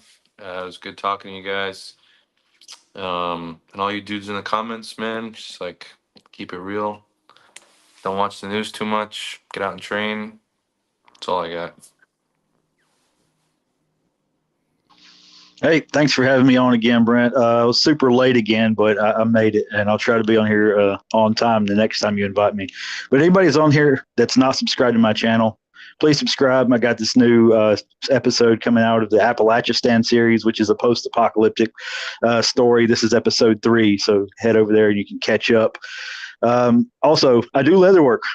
FortnersFrontierLeather.com. I'm broke and stuck at home right now, so if you need any leather work done, hit me up and I can do whatever you need. As always, stay self-reliant. All right, guys. Well, it's been a great stream. Didn't have an actual topic tonight. We just kind of shot from the hip and, somehow got two hours and almost 15 minutes out of it. So sometimes we do that, man.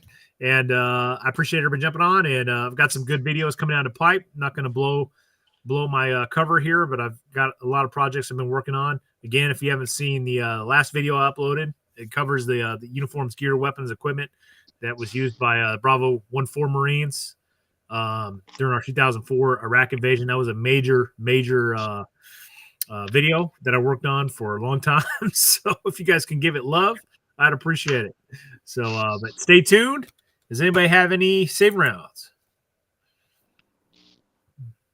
All right. See you on the next.